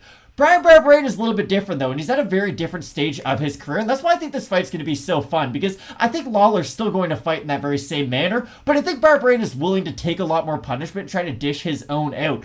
And the interesting thing about this fight is that we've seen multiple versions of both guys. The difference is, with Lawler, it's kind of the trajectory you see out of a lot of athletes. They get better, they reach the pinnacle, and then they start to get worse as they get older, and they start their decline.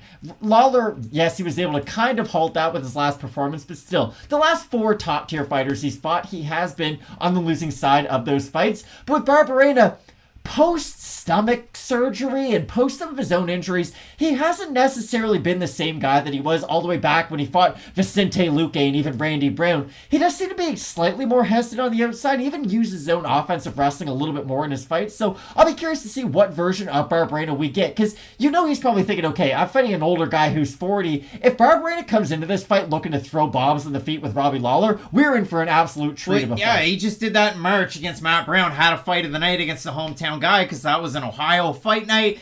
and Matt Brown was a big time, fan favorite. And obviously, you could argue either way about the decision, but the biggest part about it was Barberena was cracking on the feet like it was 2016, and his takedown defense was like it was in 2022. Because that's the thing, like, I go through Bryan Barberena's fights, and I'm excited about this one. 14-9 in just the UFC. That's not Elite XC, that's not Strikeforce for Robbie Lawler, Zuffa banner. 14-9. Bryan Barberena, 8-6. And I look at the losses. An early Chandler Prees loss.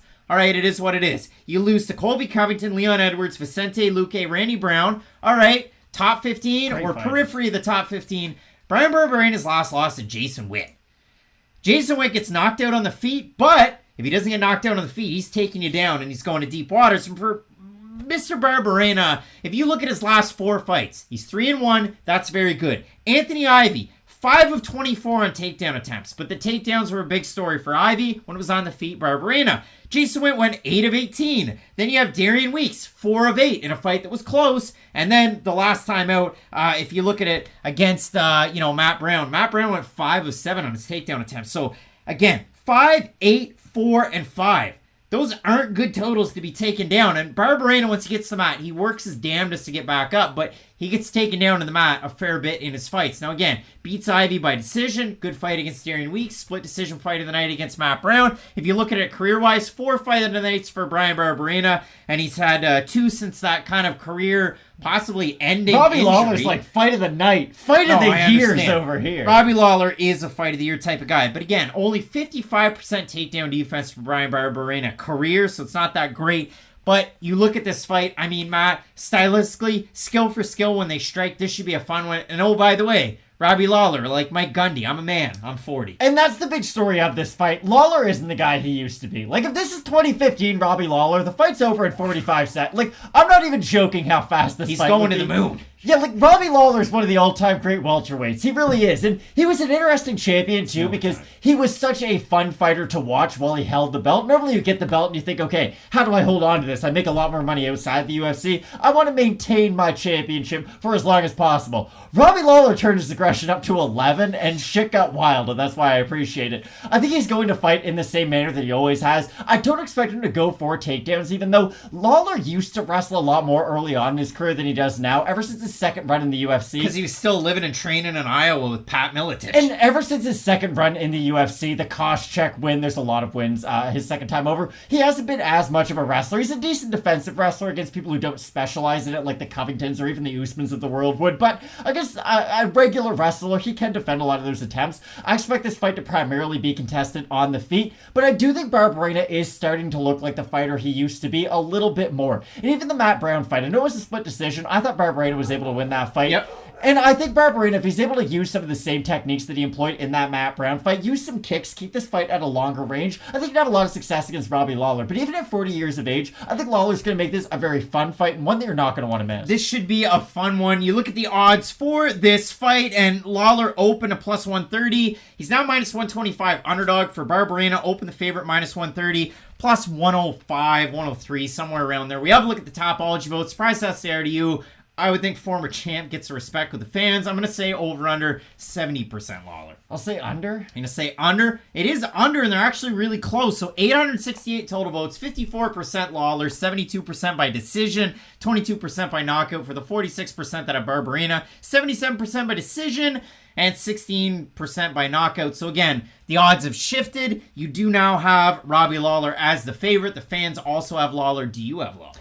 I don't. And this is why. I remember an interview that he did after the Nick Diaz fight, and it was very telling to me. He said, hey, the reason I looked good in that Diaz fight was that's a fight I could get up for. Like, you signed the contract to fight Nick Diaz. You're excited for that. That's and a at legacy 185 fight. too on short notice. But no, they thought, no, it wasn't. That fight was signed for 170 and switched to 185 the week of the fight because Nick Diaz didn't want to cut the weight. That's what I meant. But no, Robbie Lawler showed up thinking he was going to fight at 170. So they ended up at 185 on short notice. Here nor there, but I understand what you mean as well. My whole thing for Robbie Lawler was that he was fighting an opponent that he could get excited for because both guys are kind of the future Hall of Famer talk. You know what I mean? Like, Nick Diaz, one of the most famous fighters of all time. Same thing with Robbie Lawler. Those are fights that when you're 40 years old, they'll make you train like you did when you were 32 years old. I don't think Robbie Lawler signed the contract against Bryan Barberena and probably felt that same enthusiasm to go back into a training camp. At 40 years of age, again, I think Lawler is that champion. Like, this is gonna sound so cheesy, but I'm gonna say it anyways. Like, when you're a champion, if I saw Robbie Lawler and we became friends, I would call him champ. No matter what. Like Shannon Briggs. But when you are a champion no matter what. Because it's so hard to get to that point to begin with. For Robbie Lawler, he went through hell to become a UFC fighter, and even his second run after he lost the belt has been very difficult, but he's never taken an easy fight even during this stretch. He fought Neil Magny, who was really good at the time, Colby Covington, RDA in a main event. Like, he's never taken an easy fight. Until now, which is wild to say that, like, when you're as good as Robbie Lawler, Bryan Barberena is an easy fight.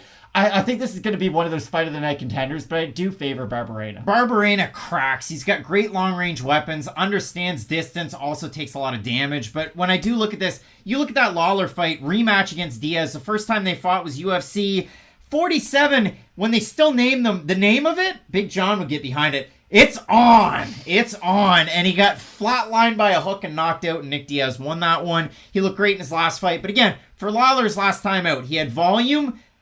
He had a good right hand. He could mix it up and throw uppercuts from both sides. But the craziest part for Lawler is when he goes to throw his power shots, and even when he's thinking about striking and closing the distance, because he was closing the distance against Nick Diaz. He pressed the pace the whole fight. Low left hand, got hit a lot on that side. So can Barberena figure that out, land his own shots. Robbie Lawler will kick. He had a great body kick against Nick Diaz. One of the all-time great head kick knockouts in this division. But again, that body kick against Diaz was a big one, and I love the kicks out of Lawler. For that reason, I like him against Barberena. I like the volume. I like the power. I like the fact that, listen, these wrestlers have been able to figure him out. Magny was able to stall him out. Covington was as well. Again, so was RDA in the coldest main event you could have in Winnipeg, Canada. But for me, I do like the former champ in Robbie Lawler. We're split on the pick. This is an amazing fight. Joe Rogan's going to be so excited about it, and you should be too. Can't wait for it, and some big fights to come. So keep it locked in with Fight Night Picks. We always say, let's get into it. Coming off his first loss since 2016, Brad Riddell is going to be looking to solve the riddle that is the eight-legged wonder, the tarantula Jalin Turner. Matt, is that the best opening line I've ever come up with?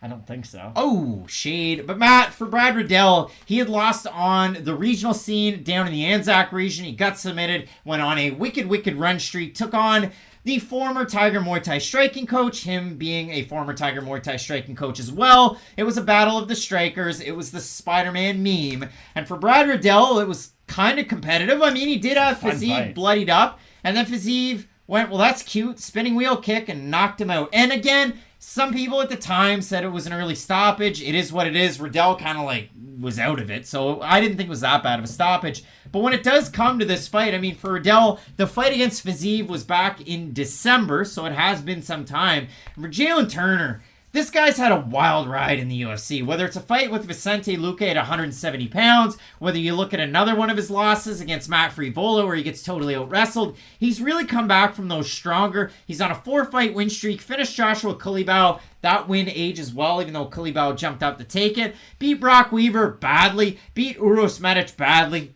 Beat Jamie Mullarkey really badly. And now for Turner, he gets to take on his first ranked lightweight in this division. And when you look at it for Turner, he gets hit a little bit on the feet. He hits guys a lot of bit and has a lot of really good power. And when the fight goes down to the mat, he's got some decent wrestling, but some very slick grappling as well. Sometimes he can get held down and his big frame is a disadvantage, and sometimes it's an advantage. So I can talk out of both sides of my mouth for the advantages and disadvantages for the Tarantula. But this matchup here stylistically is a very fun one, and I'm really eager to see this fight. Up until the last line, you were selling me like the luxury package of Jalin Turner. I agree with a lot of what you said, but that Matt Frevola loss is a tough one. Let's just all call it what it is. He has looked good since that fight, but that's a very bad loss for a guy as talented as Jalin Turner to take in his career, because I thought he was going to blow the doors off Frevola. I really did. Turner's the much bigger striker. Like you said, he's a well-rounded guy with his game, but Turner's one of these interesting fighters who I almost liken it to when Juliana Pena, had beat Amanda Nunes. Nunes, better in a lot of sort of the more obvious aspects of MMA, but Pena found that one thing she could take advantage of, and it was cardio. It was the relentlessness of her game that she would able to just sort of kind of make Amanda wilt under her pressure. With Jalin Turner, he's an interesting fighter because at very long range, when guys want to stand with him, he lights them up on the feet. with jiu-jitsu, when he's the one who's sort of leading the dance, he can be very effective. But there are some of those in-betweens. Like if a striker's good on the feet but also good in the clinch, he doesn't necessarily have a lot of tools to deal with a guy like that. Or someone who's a very dominant wrestler who can just hold him down, not create a lot of separation, not really make the fight fun, but just use their physicality to hold him down. Those are fighters who can have success with a guy like Jalin Turner. And I think the striking side of that equation is going to make this fight very interesting, because if Turner can use his footwork, which has always kind of been an issue for him, because if he is using his feet very well, if he's getting his back off the cage, inviting a lot of those open cage exchanges, then Jalin Turner is going to be a very hard guy to hit because of how lanky he is, but also a very hard guy to withstand his power too. We see as kind of an unnatural pop at the end of his shots. You don't look at Jalin Turner and think, wow, that guy can go out there and get a lot of knockouts at the UFC level, but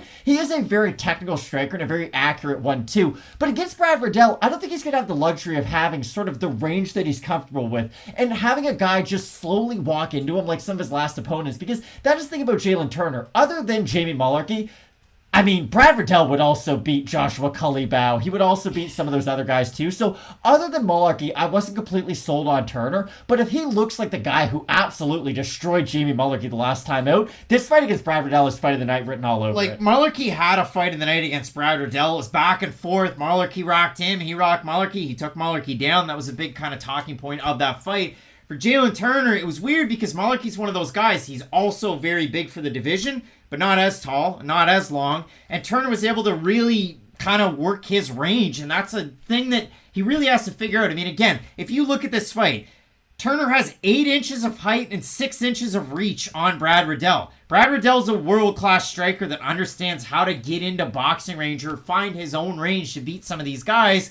But on the flip side, Brad Riddell's been hit at long range as well in the UFC and rocked. And when I look at Brad Riddell and his wrestling, it can be a positive to mix things up in some of his fights. But in this one, like, Matt Frevola is a wrestler, and a wrestler that's going to hold you down. Brad Riddell's a wrestler that's going to mix it in to work some of his striking. I think if Brad Riddell's going to be taking Jalin Turner down, something went wrong in the striking. But the flip side is, Matt Frevola's a guy who can't take a shot on the feet at all, and Jalin Turner can hit pretty hard. So, if you think Jalin Turner has good stopping power on the feet, you would think, hey, he'd probably be able to clip Matt Frevola at least one time. So you can bring up some caveats for both guys in their previous fights. My big point is, what's Jalin Turner going to do to deal with Brad Riddell when he's in the pocket? I don't really know, because Turner's not someone who throws a lot of knees or jumps into them. He's someone who will box and try to circle his back off of the cage. When you're circling your back off of the cage a lot of times, it's going to invite some of the hooks from Brad Riddell, which are by far his best weapon, and that's why I do think styles make fights. You can point to the fact that Turner beat the brakes off Mullarkey, and Mullarkey had a close fight with Riddell. That has nothing to do with this fight. Mullarkey's taken a lot of damage since that first fight with Riddell, and he has not been the same fighter since his first fight with Riddell. Who did he take damage against? I mean, Jamie Mullarkey has like 7 knockout losses on his career. But the point that I have in this fight is I like Jalin Turner's knees. We've seen them in the clinch in his fights that he's winning. Those are one of his best attributes. But against Brock Weaver. Long-range weapons, even against Mullarkey, and his body kicks are key. But again, against a guy like Riddell, you throw a body kick and you leave yourself extended and take a long time to recoil. That's when Riddell can push off. He's got those fast twitch muscles. He's able to get the win. So it is a great fight. Jalin Turner, obviously, with the nickname, it goes without saying, he's like the Kijiji of spiders. He buys and sells, and he has a lot of fun with them. The odds in this one, Riddell opened at a plus 150. He's a plus 100, so the line is closing in on par. Turner somehow opened to minus 175, minus 125 right now. We have a look at the Tapology vote. Surprise to us, they are to you. I'm assuming Brad Riddell is going to be a favorite with the fans. I'm going to say over under 65% Riddell. I think Turner's going to be the favorite. Riddell, so 783 total votes, 54% Riddell, 74% by decision for the 46% that have Turner, 19% by decision, 18% by submission, 57% by knockout. Matt, you have Riddell and I have Turner. We pretty much laid it out. No.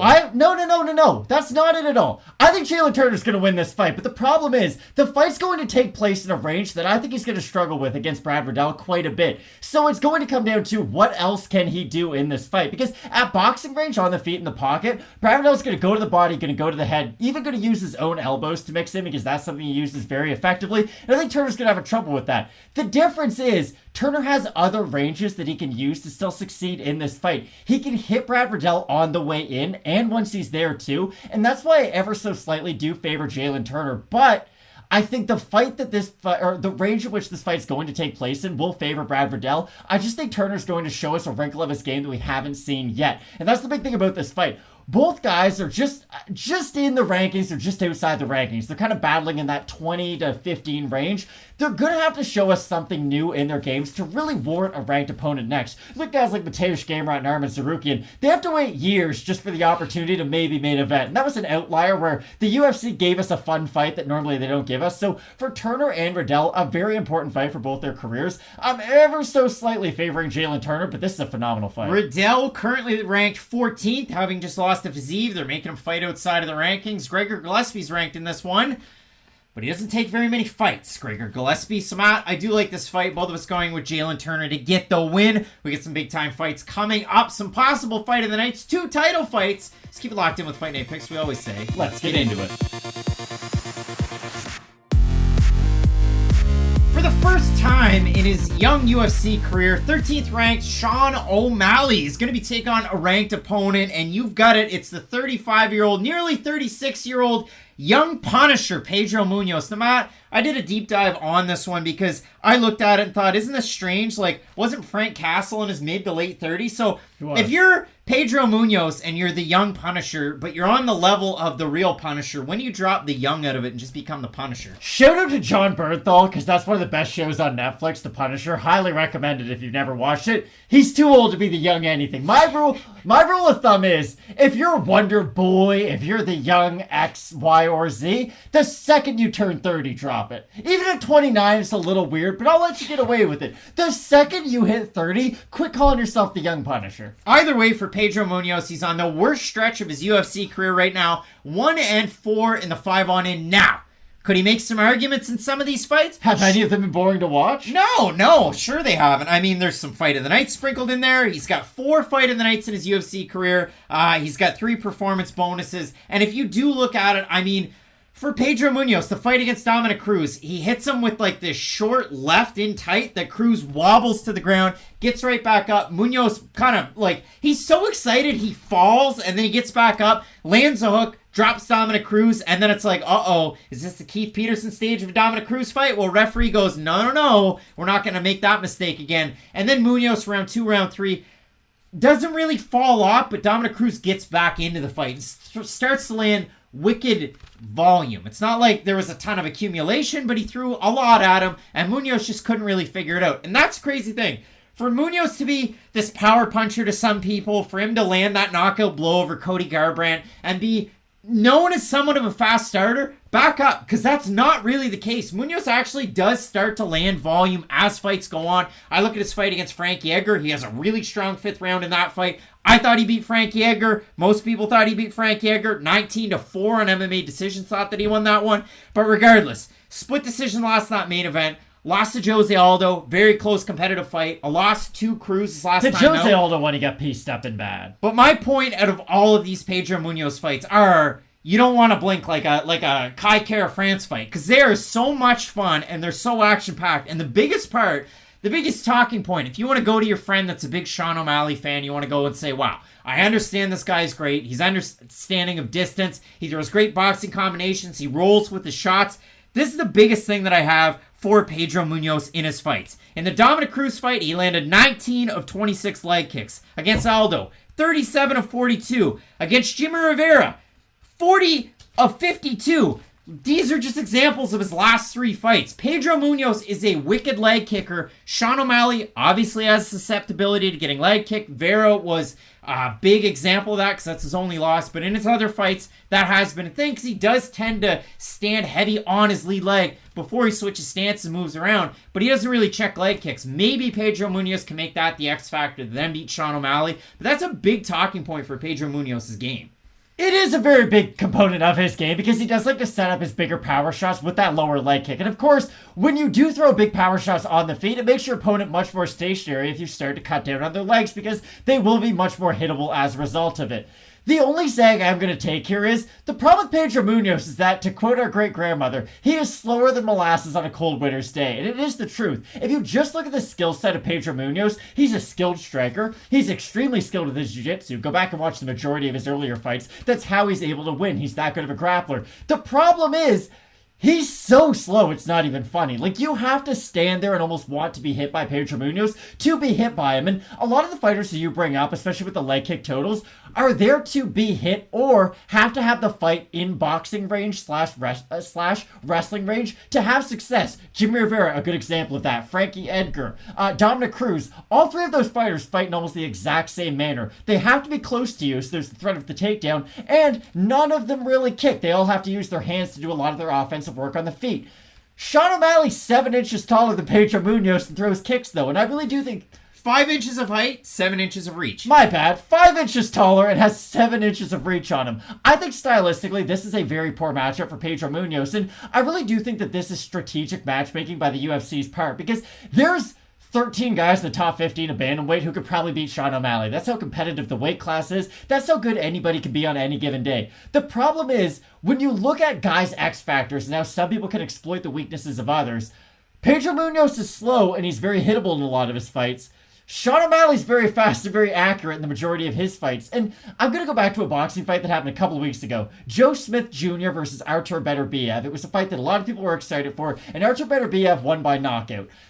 How he won by knockout was Pedro Munhoz, who fights a lot like Joe Smith Jr. Joe Smith Jr. would lean in and then try to throw his power shots. Beterbiev would take 1.5 steps back so that when your chin is forward while you're throwing your shots, you're basically perfectly in position for me to hit you with mine. Sean O'Malley fights exactly like that. He's in and out of range constantly. He's almost like a cobra. He's either all the way in or all the way out. And that's going to make it very difficult for Munhoz to land those kicks, because if they are in clinching range, well, Munhoz isn't Justin Gaethje, and that's the only guy I've ever seen land consistent calf kicks from a clinch. And I do think that just physically, due to the fact that he is smaller in this matchup, it's going to make this fight very difficult for him on the outer edge of his range, where Chito Vera physically matches up a lot better with Sean O'Malley and has a lot of the same strengths that a guy like Pedro Munhoz does. So I think Munhoz can make this fight very difficult, but the problem is his one glaring weakness is his speed. And if anything is special about Sean O'Malley, if he's an outlier in any one category, he throws punches like Aroldis Chapman used to throw baseballs. Number 1 all-time, regardless of time, but also division, in strikes landed per minute at 8.37, and the biggest strike differential ever in the UFC at 5.01. Has the level of competition been there? Not really. I mean, Chris Moutinho was there to get hit. He just continued to walk him down and eat shots, and it was a fight of the night somehow. But when you look at it for Sean O'Malley, 2 fight of the nights, 4 performance bonuses, 7-1 including Dana White's Contender Series. And if you really do focus on it, other than his debut against Tyrion Ware, every other fight has been on a pay-per-view card, whether that's prelims or main card. Sean O'Malley obviously draws, but he has that speed factor. And you go back and you look at some of these performances. His last time out was about 6 months ago. He beat Raulian Paiva. Again, it was barely a fight. Unranked fighter, but he looked amazing. He lit him on fire. So for Sean O'Malley, he's ranked. Now he's finally taking on a ranked test. And for Pedro Munhoz at 35, drop the young Punisher. But again, those leg kicks could add up in this fight. That could be a huge, huge difference maker. So we look at the odds in this one. Munhoz open a plus 210, still roughly there. If you look at it for O'Malley, open around a minus 250, still roughly there as well. We have a look at the Tapology votes. It's a little bit of a popularity contest sometimes over there. I'm going to say over under 85% O'Malley. I think they'll be closer to 50, but O'Malley will be the favorite. 904 total votes, 85% O'Malley, 46% by decision, 48% by knockout, 15% that have Pedro Munhoz, 41% by decision, 43% by knockout. Pedro Munhoz has never been finished in the UFC. Maybe this is the time. I think it is. I really do. Pedro Munhoz is hittable, because this is the wild thing that people like to forget just because he hasn't been knocked out. Pedro Munhoz is one of the best chins in this division's history.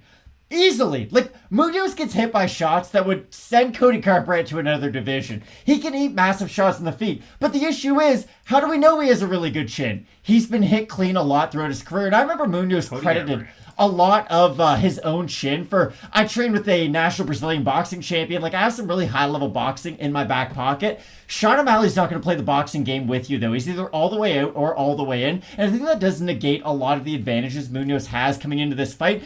But what I do like about this matchup is that if O'Malley is able to beat Pedro Munhoz, I do feel like it's going to eliminate that part of the conversation of, well, they could land a leg kick and the fight's over. If you beat a guy like Pedro Munhoz, and let's say he leg kicks Sean O'Malley 5, 6, 7 times in the first round, and O'Malley knocks him out in the second or the third, let's say, that's like perfect situation for Sean O'Malley. I would much prefer that than him winning this fight via like 15-second knockout, because we'd learn a lot more about O'Malley in that situation. So I have Suga, but this is a tough fight for him. I did see that clip of Sean O'Malley on his podcast talking about a fan question about the Vera rematch and the leg kick, and he just kind of was really dismissive of it. And I'm sure in training he drills defending those time and again, because he does switch stances a lot, and especially when he's on the back foot, he's still a very accurate and heavy striker. So I do like O'Malley with the speed advantage in this one, but again, I laid out a game plan for Pedro Munhoz. I could do it either way, and if you see value in him as an underdog, maybe you end up with him. But both of us going with Sugar Sean O'Malley to get the win, bringing it back to the MMA lab. It should be a great fight. Strickland Pereira and the 2 title fights up at the top that you're not going to want to miss. Just keep it locked in with Fight Night Picks. We always say, let's get into it. Make or break time for 5-1, 34-year-old unranked Alex Pereira taking on a top-ranked caliber number 4 Sean Strickland in this middleweight division. And since his horrific motorcycle accident that took him out of commission for some time, Sean Strickland pulled a classic King of the Cage. What does that mean? Well, he used to be the King of the Cage middleweight champ, came into the UFC, had a foray there, moved down to 170, and you thought that was his home until that motorcycle accident. At 185, he's 5-0 since then. He has some finishes mixed in there. He's looked absolutely amazing in the division. He just had a couple of big-time fights. Jack Hermanson, Uriah Hall, 5-round fights, and he won those fights handily. And now he's going to be taking on an interesting test in Pereira. And I open it up saying it's make or break time, because if Pereira loses this fight, I don't know what the hell the promotion does with him, because then all of a sudden it's not like, oh, well, you're going to fight Adesanya tomorrow. You might never fight him ever again, which, of course, they did fight in kickboxing, Pereira knocking out Adesanya. I think that's a really good point to bring up, though, and I'm even curious to see, what if Pereira wins and so does Cannonier? Like, it feels like every time we talk about Alex Pereira, what's he going to do next? It's, hey, building towards Israel. So I'm very curious to see, like, where does his story go if there is no Israel to build towards? Because for the majority of really hyped up prospects, it's, hey, beat the 11th ranked guy, then beat the 7th ranked guy, then you'll get a top 5 opponent, and if you beat them, we'll talk about a title shot. But it is very curious that ever since Pereira got signed to the UFC, the conversation has only been around him potentially fighting Adesanya, more so than any of his opponents up until this point. Now, his last time out, and a lot of people are going to say, well, Bruno Silva, bleh, Andres Mihailidis, bleh. Bruno Silva's a motherfucker, and the guy was the middleweight champ over with M1 Global. You can take that for what it's worth. He had a little bit of a USADA issue for a couple of years, but Bruno Silva, Alexander Romanov, who? Good at grappling, good at jiu-jitsu, great at power punching, and they had a heck of a fight. And Alex Pereira, when the fight was standing and he wasn't clenched up or taken down, looked absolutely amazing. And same thing goes for his fight against Mihailidis. Mihailidis had a ton of success in the first round. He kind of pitter-patter a little bit with his kickboxing, worked in his takedowns, and then Pereira was able to light him up with a flying knee in the second round. But I look at it for Alex Pereira, and Mihailidis was only able to go 2 of 7 on his takedown attempts, and Bruno Silva was only able to go 2 of 8.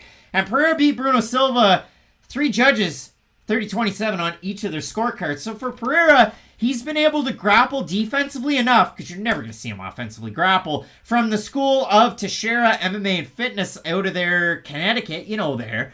But I know Glover's not the champ anymore, and you might just want to, like, step aside and dismiss him. But what he's done there with that team is very impressive. It's just like James Krause. Is he the best UFC fighter ever? No, he's very successful, but his gym's very successful as well. For Pereira to mix it up, and you got to consider this too, because I'm saying, depths in despair, 5-1 in MMA.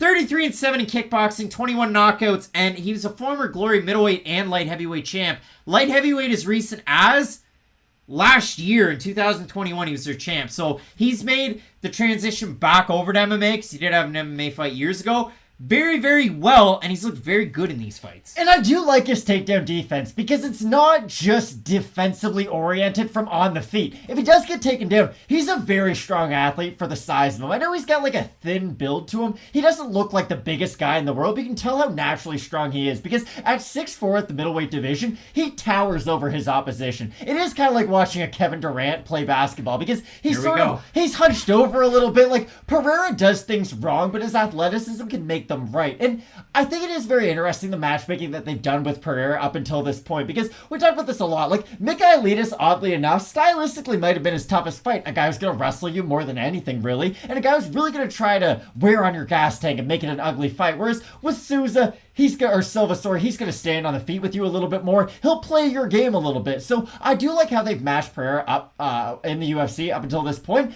But this fight against Sean Strickland is an odd one, because I think Pereira is a pure kickboxer to where he will struggle against like a Marvin Vettori, who's just so dedicated to the takedown that they don't really care about throwing punches. And I know Vettori is a good striker at this stage of his career, but you know what his mindset is. I'm going to get close to you, I'm going to get on top of you, and I'm going to beat you into the ground with my ground and pound. I think Pereira, with his striking style, would really struggle against a guy like Vettori, because he does jump into some of his strikes, and he will kind of jump into the pocket, for lack of a better term. Hide your ciabatta. Oh, hide your ciabatta. But the thing is, with Pereira, he really only needs one. And I know people say this all the time. Oh, Francis just needs one. The difference is, some people are only a right-hand puncher, for instance. Deontay Wilder comes to mind, where, yes, he's a crazy knockout artist, but his main tool is that straight right, and then he gets wild afterwards. Pereira has knockout power, but it's not just associated with one tool. He can knock you out with his left leg, his right leg, elbows, punches. It doesn't matter where the punch is coming from or where the strike's coming from. It has the potential to knock you out behind it. And I'm kind of curious as to why they didn't make this fight a 5-round fight, and this is why. We've seen it happen. It's not common, especially for them to do non-title fights on pay-per-view main cards. It's happened a couple times. Lawler Diaz. But they are building Pereira up to fight for a UFC title. And normally you do see a fighter fight in a fight night main event or have some really high profile fights on their way up to the title shot that gets them ready for that kind of atmosphere. I am a little surprised they didn't end up making this fight a 25-minute fight, because Sean Strickland's been in that atmosphere before. It's not like we have to question the cardio of Sean Strickland, whether or not the fight's just going to look really ugly at that point. And B, it would help us learn a lot more about Alex Pereira, because let's say he does have a close fight with Strickland in the first 3 rounds. He looks tired in the 4th, and let's say he can stop Sean Strickland like the 4th or 5th round. That's going to make a lot of people who were maybe just a little bit curious in this kickboxing star fighting Israel Adesanya to, oh my goodness, Alex Pereira, the guy who knocked out Israel Adesanya, has a chance to do it again. So that's the only thing I will say. I did kind of expect this to be a 5-round main event, or a 5-round co-main event, after they had mentioned that this is a title eliminator, but I am curious to get your thoughts on that. Like, for Sean Strickland, what do you think his mindset is going into this fight? Because he himself hasn't fought a lot of the upper echelon guys, but he could also kind of jump that queue and get into a title shot just like that. Like, if you like my favorite saying when you're watching any of the UFC broadcasts, it's you gotta watch DC and RC, a couple of Louisiana boys chopping it up about the sport they love. They never change the line. It's always the same. Sean Strickland, here's the line. I'll preface it with this. He always used to be a California guy, and he always used to be, whether it was Team Quest, which I get it, up north, but there's one in California, or King's MMA. Since the middleweight move, he's been chopping it up at every damn gym across the country. Syndicate, Extreme Couture, American Top Team. He's been everywhere.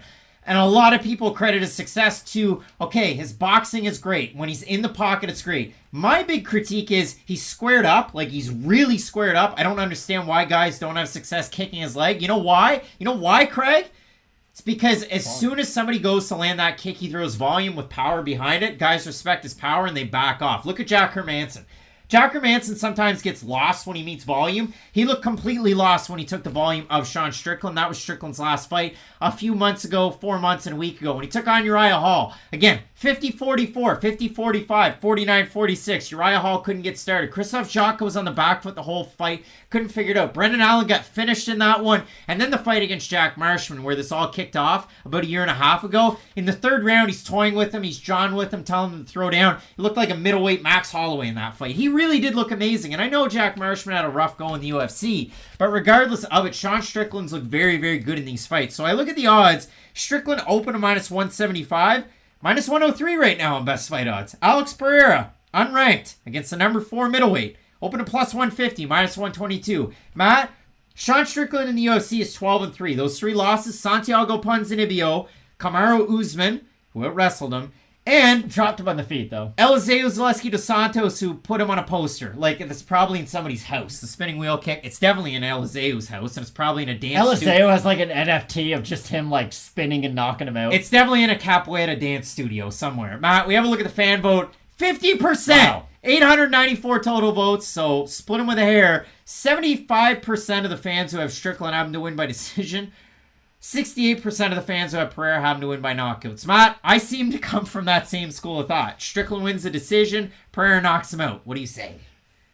Pereira has an amazing chin. I just feel like we should say that. We see a lot of kickboxers come over and almost be a little overconfident with their level of striking. I don't think Pereira is in that camp whatsoever. Like, he fought one of the best non-ranked fighters in the UFC his last time out and ate some bombs from him too. Yep. And like, Silva's one of the more heavy-handed guys there is out there, and he was able to eat some really big shots from him, rally late in that fight, and did a lot of the things that you like out of a fighter that you're expecting to make a run towards the top of the division.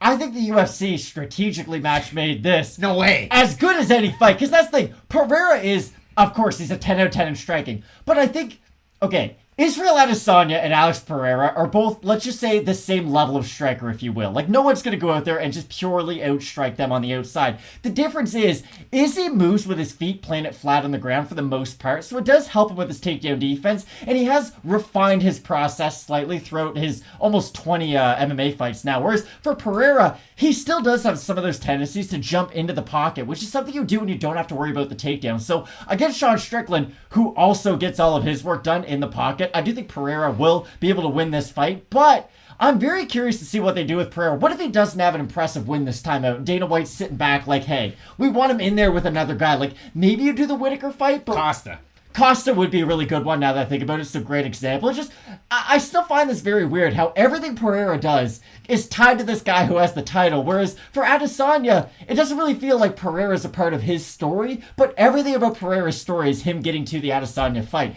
The pick is Alex Pereira. If you fight him in the pocket, you're probably going to go home asleep. Yeah, it's a really, really odd one. You love the volume out of Sean Strickland. I know he did win a split decision last time out against Jack Hermanson.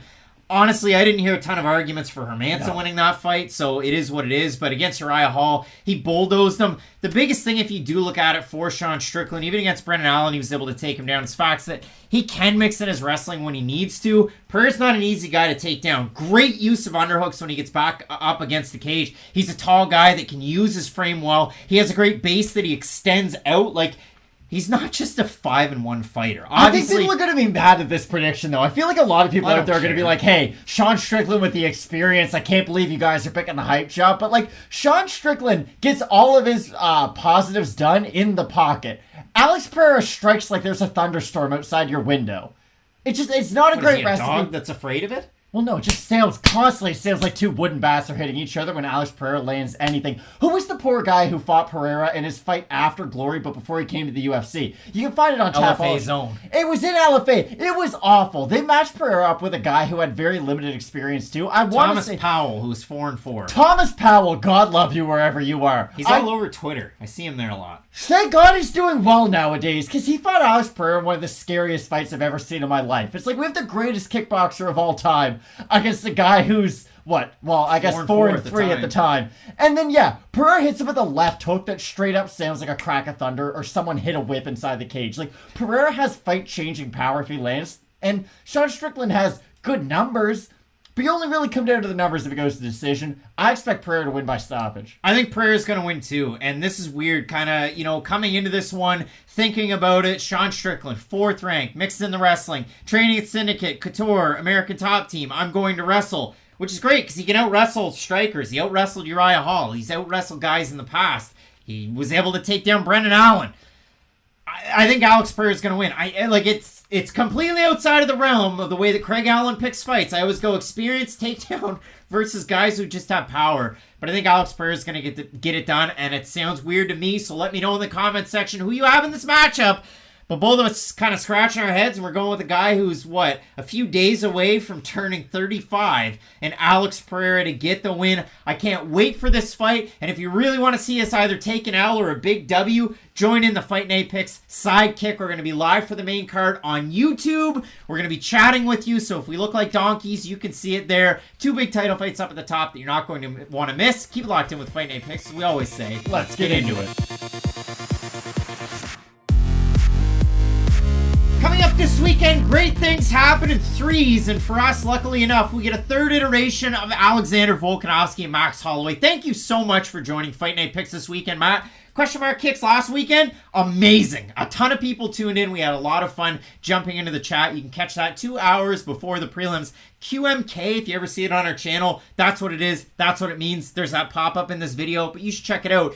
But Matt, when it comes down to this fight, the first fight between these two guys was UFC 245, December 2019. Number 2 was UFC 251, July of 2020. And since these two had fought, whether you thought the Volkanovski won the first fight or Holloway, and the same thing goes for the second fight, you could split them with a hair. Very, very close, very well matched, awesome fights. These two guys have looked like world beaters in their last 2 fights. For Alexander Volkanovski, withstands the choke from hell against Brian Ortega just to beat the brakes off him in that fight. And when it comes to his last fight, did he retire the Korean Zombie? I don't know, but he beat him so soundly, finished him in the 4th round. That fight wasn't all that long ago, just a little over 2 months ago for Volkanovski. For Max Holloway, sets a record for significant strikes landed in a fight against Calvin Kattar, just continues to rack up those totals. And then he fights Yair Rodriguez 7 months ago in a fight where most people, myself included, didn't think Yair Rodriguez stood a snowball's chance in hell. And boy, oh boy, was that a good fight, Matt. Did you enjoy it? You're using a lot of my terms. Yeah, no, it was a great fight, but I'm going to disagree. A world beater would suggest that you beat everybody and nothing's close. Volkanovski almost got choked out twice against Ortega and kind of got dropped against him too, and everybody thought he was going to beat the Korean Zombie. So I'm not that surprised by what we know now with Alexander Volkanovski. What I will say though is he has been grappling slightly more than he was when he first won the title, which does remind me a lot of his earlier run in the UFC before he fought Jose Aldo and Chad Mendes, back to when he fought the likes of like Jeremy Kennedy and Darren Elkins. He used his wrestling a lot more in those matchups compared to now because he is such a good striker. It's kind of like when you hear Jose Aldo has a jiu-jitsu black belt. He's had it for 15 years. That's cool and all, but when you're as good as Jose Aldo at striking, why the hell would you ever take anybody down? Because you really don't ever need to worry about it. The one thing I do think that will be different about this fight than the previous two is that I do expect Volkanovski to go for a lot more offensive takedowns. And just looking at their first 2 fights quick, I thought Volkanovski easily won the first fight. I genuinely don't see why there was any controversy around their first fight. I thought Volkanovski kind of easily won 3 rounds to 2? 4 rounds to 1, right, if we're being honest, because he shut down a lot of the offense of Max Holloway. Remember, he was using the leg kicks. He made Holloway switch stances. Like, he was able to do the counter of a lot of the positives that Max Holloway normally does. The second fight, I'll be honest, I thought Holloway did win that fight. I thought he was able to drop Volkanovski multiple times throughout that fight, and I thought he did enough to win 3 of the 5 rounds. But again, that fight was extremely close for both guys. They both landed some great shots. And I thought the first fight, 3 rounds to 2 for Volkanovski as well. Second fight, 3 rounds to 2 for Holloway. But the craziest part about it is, if you believe Max Holloway, doing all the training sessions for the second fight on Zoom. So a little wild there. And obviously, former, UFC buddy from Hawaii at the same time, Martin Day, tried to do that, and it did not work out for him against Davey Grant. But when it does come down to this fight, Matt, for Volkanovski, this is a guy that's kind of like low-key building a championship, like Hall of Fame resume, beating guys, like you said, Jose Aldo, Chad Mendes, Max Holloway's, the Korean Zombies, the Brian Ortegas, and you look at it, 10 bonuses for, a guy like Max Holloway. He had the double bonus against Brian Ortega. You don't see those very often. 8 title fights, 6-2 in those. Obviously, loses to Volkanovski, and then against Dustin Poirier, I guess, so really it is 6-3. And if you do look at it for Volkanovski, he's had 4 title fights. He's won all of them. It comes down to this big-time matchup in this fight where Volkanovski, you saw him last weekend in Vegas with Adesanya sitting next to him, all the boys from City Kickboxing, cheering on Carlos Ulberg. Giant win over Tafon Chukwe. They want to keep that storm coming. They want to keep that wave rolling. And for the great Volkanovski, no longer is he the thick boy rugby player. He is a toned machine at 145. And again, but this is one of those ones, and I heard this brought up by, and I'm going to give credit where credit's due, Brian Campbell, you got Luke Thomas, you got the man in the hat, Chuck Mindenhall. They were talking about it. Will one of these guys look old this weekend? It was going to be one of my talking points, but I kind of heard them flesh it out. I think it's an interesting one because Holloway looks so good against Kattar, had a great fight against Yair Rodriguez. Here's my question. If we can just stay on that for a second, do you think that fight was Holloway maybe reaching a plateau, not necessarily regressing, but just being the guy we thought, or was that Yair kind of becoming the fighter that we all thought he could be? We're going to find that out in the next month when Rodriguez takes on Ortega and when we have this fight. I think that's all I can say because I'm not a clairvoyant. But still, that would kind of help us figure out if Max Holloway looked good. That's why I ask you. I think we're starting to get to that point. I mean, again, the guy came into the UFC at, 20? Now he's 30. He's had a multitude of fights. I talked about it. 10 bonuses. Like, you don't have 10 bonuses without going through some crazy stuff. And these aren't just like, okay, he has 10 bonuses and 9 of them are performance bonus first-round knockouts. No, this guy's having fight of the night after fight of the night. Giving a lot of damage, but receiving a lot as well. The McGregor fight's a big example of one. The Poirier fights are examples like... But when you look at it for Volkanovski, the guy's so damn defensively sound. He's a shell out there. But the problem is he has been getting hit lately, and that was a big talking point for me going into the Korean Zombie fight. Volkanovski gets hurt on the feet. It does happen. Even before he became champion, he was susceptible to big shots, and Max Holloway proved that. He was able to drop him right near the end of the first round and basically right at the end of the second round in their second fight. I just don't know what version of Holloway we're going to get, because it is very obvious. Both of these guys have to fight in a different manner when they fight each other compared to when they fight everybody else. That's how skilled these two guys are. Because if Holloway goes in with that, I'm gonna flood him with my output. I'm just gonna put so much on him that he can't react to it. Well, Volkanovski is an all-time good chin. He does have all-time good striking defense. And B, he can go for takedowns, get under your strikes, and really make you pay for them. And the flip side is, Volkanovski can't really sit on a lot of his shots, and he can't really go for a lot of takedowns against a guy like Max Holloway because, on the flip side, Holloway, great footwork, very long for the division, really intelligent guy too, and that has to be said for both guys. That's kind of the missing piece when you talk about a fighter's skill set before they become a champ. It's, hey, they're good at wrestling, they're good at jiu-jitsu, they're good at striking, but how smart are they at putting all three of those things together? These are two of the fighters that have kind of reached the pinnacle of becoming mixed martial artists, because even though Volkanovski is naturally a striker, and same thing with Max Holloway, they can beat guys with their grappling, they can beat guys with their clinch, they can overwhelm guys with their cardio, and that's what makes this fight so good. You can put these guys together 15 times, I don't care what the result is, it's always going to make for an entertaining fight because they're so skilled in every area of the sport. Hopefully none of those 15 are draws, and hopefully this one this weekend isn't either, unless it's a wild fight or no contest or an eye poke or whatever. But when I do look at it, Holloway's weird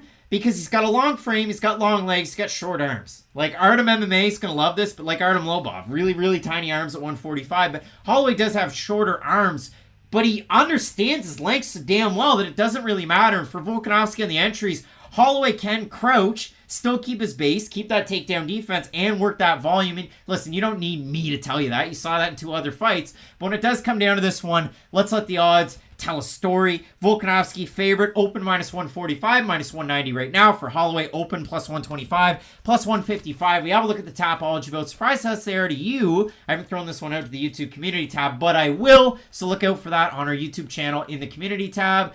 Look at that. 921 total votes, 72% Volkanovski, 79% by decision for the 28% that have Holloway, 82% by decision. So a guy wins the first 2 fights. Listen, we talked about this, Matt. We talked about this on the live show, Question Mark Kicks. We said, how many times has somebody won the first 2 fights? And then what happened after that? Well, Vanderlei Silva beat Rampage Jackson in their first 2 fights, and then Rampage won the next 2. So maybe this is Max Holloway's Rampage. I hope to God we don't see part 4 of this in Bellator. That one was so bad. Oh my god. If we see Volkanovski versus Holloway at welterweight in Bellator in 5 years, I'm going to be pissed off. But the good news is we get the Trilogy 4 UFC title in both guys' relative primes. This is the difference between both fighters, though, or at least what I believe. Max Holloway, I think, has plateaued as a fighter. Nothing wrong with that. When you're an all-time great, it's gonna kind of get hard to keep on improving when you're an all-time great. And I kind of liken this fight a little bit to Canelo versus Triple G. Because Max Holloway, like Triple G, got started early, was a phenom, and had a lot of really hard fights. But at a certain point, you do kind of just become the fighter that you are because you are so skilled in all these other areas. Whereas Alexander Volkanovski is constantly getting better. And as you are this dominant champion, he's watching you, and he has something to aspire to constantly. It's what The Last Dance is about. The Last Dance is just a documentary about a guy who's so good at something he doesn't want to do it anymore and has to find added motivation. Because that's really the key when you're an upper echelon athlete for years. You have to be motivated to keep on doing this time in, time out. For Volkanovski, I think the whole time Holloway was champion, was this dominant champion, at a young age, we're all talking about Holloway as, hey, like, how good will he be? It wasn't like, is he going to be in the Hall of Fame? It's, where on Mount Rushmore are we going to put Max Holloway Holloway's face. That was the development plan for how good Holloway was as a title. That constantly gave Alexander Volkanovski something to aspire to, something to fight towards. And I do think that by now he is the slightly more well-rounded guy. I expect more takedowns out of Volkanovski because I do think he trusts his own gas tank. He's one of the few guys who can work a hard 25 minutes with Max Holloway. Most fighters can go 25 minutes with Max Holloway, but he's going to have that 4 or 5 minute avalanche to where he puts such a space between him and you that you're never going to be able to cover the distance. I don't think Volkanovski's that fighter. I think he can negate some of Holloway's advantages with his leg kick and with his takedowns. I expect this to be an incredible fight, but I am slightly favoring Volkanovski. I think it's going to be another close one. I think you're going to have people splitting hairs once more, and I don't see a guy having such a big edge and advantage. But when I do look at this one, you talk about the last dance. Hopefully Alexander Volkanovski, when it's all said and done, isn't like Australia's Luke Longley, and they just forget about him. But Matt, I do agree. Both of us going with Alexander Volkanovski. The and still, is it the popular pick? Let us know down below in that comment section. You guys fill that up every single weekend. The likes mean something. The comments mean something. Subscribe at your own risk or peril, but we have a big time week planned. Obviously, Cannonier challenging Adesanya for the belt up at the top, City Kickboxing Zone, but we also have question mark kicks 2 hours before the prelims, and the Fight Night Pick Sidekick, where we go live and talk about the fights during that main card, so you can join us here on the channel. You keep it locked in with Fight Night Picks, and as we always say, let's get into it. Absolute banger. Coming up this weekend at UFC 276 in the main event, Israel Adesanya looking to hold on to his middleweight strap, taking on a fresh challenger. And this is what we love. It's the Killa Gorilla, Jared Cannonier, a guy who has had a wild MMA career from early beginnings in Alaska, coming into the UFC at heavyweight, getting knocked out by Sean Jordan in his debut, going down to 205, losing to Jan Blachowicz and Dominic Reyes, and then making the move down to 185 and finding a home. And if you look at it for Cannonier and you consider his last 5 fights, I'm going to talk about them. I mean, wins over Anderson Silva, Jack Hermanson, a loss to Robert Whittaker, win over Kelvin Gastelum, and Derek Brunson his last time out in the title eliminator. And Brunson was like, look, I've got 2 fights left. We're going to see how it happens. And in the first round, Derek Brunson rocks Jared Cannonier and drops him. And in the second round, Jared Cannonier goes, I'm just a wild man with crystals and an aura of steel. And in that one, he's able to rally back and finish Derek Brunson. Brunson looked completely gassed in that second round. But Cannonier able to finish him off and looked amazing. For Israel Adesanya, since losing to Jan Blachowicz, he beats Martin Vettori. He beats Robert Whittaker soundly in their second fight. But Matt, I absolutely love this matchup because it's so much more fun to see a new challenger than some of the recycled names up at the top of the middleweight division. 100%. I do think this should be an enjoyable fight for as long as it lasts, because for Jared Cannonier, he has shown a really nice ability at 185, not only to knock out his opponents, but he has fixed the one hole that plagued him in the other weight classes. He was an awful wrestler up at 205 and 100 and at heavyweight. But at 185 pounds, his physical strength is undeniable. Like, when guys go to take him down and he digs those underhooks, there's not a man alive who can break that hold from him, because he is so physically strong with his takedown defense that it really has been able to accentuate his striking on the feet and allow him to really focus on that one area. And like you said, even go back to the Derek Brunson fight. Derek Brunson was using a lot of ducks into his own strikes to kind of threaten with the takedown, but once he started to tire down even a little bit, Cannonier jumped on him, and the second he pounced on him for the kill, the fight was pretty much over. And that's what I do like about Jared Cannonier. He has a very high finishing ability if he has his opponent hurt. And I know that might be weird to hear, because after the Anderson Silva win, he wasn't necessarily going for the knockout as much, even in the Robert Whittaker fight. I know in the third round he rallied a little bit in that last minute or so, but he was losing that fight quite handily throughout it. What I do like about Cannonier, though, is once he has a guy wobbled, he is very intelligent about finishing them. He doesn't just rush in and try to throw a crazy combination to win automatically. He'll stay very patient, work behind a single shot. And I think that's really important against a guy like Israel Adesanya, who, in the few times that we have seen him hurt in the UFC, guys kind of panic. They get so excited that, oh my goodness, this isn't supposed to happen. Yeah, like, Kelvin Gastelum's like, I head kicked Adesanya. What? Like, Rafael Cordero probably pumps his guys up as much as anybody in the gym. Like, Cordero's a positive guy. He's the type of guy who, when you hit his glove on the last combination, he'll loosen it a little bit so you hit it across the room. But, like, he must have been pumping Jared Cannonier up for that fight. But Diamond tip tires. But what I like about Cannonier is he has great takedown defense, which it probably won't come into play a lot in this fight, but he has very good defensive striking too. And I do think that's really the first thing I've talked about when you're fighting a guy like Israel Adesanya is how small can you leave the windows open for a guy like Adesanya? Because that's all he's waiting for. He's trying to set you up to overextend yourself to make a mistake, and then your first mistake, last mistake, to quote Dave Mustaine, is normally how Israel Adesanya is able to win his fights. But that's the thing that I'm going to say, and this is how I'll leave it to you. I'm a little worried that this fight might be a little boring, because if you look back at the Yoel Romero fight, it was a fighter who has a lot of power, who doesn't throw a lot of volume, who fights in a bit of a defensive shell.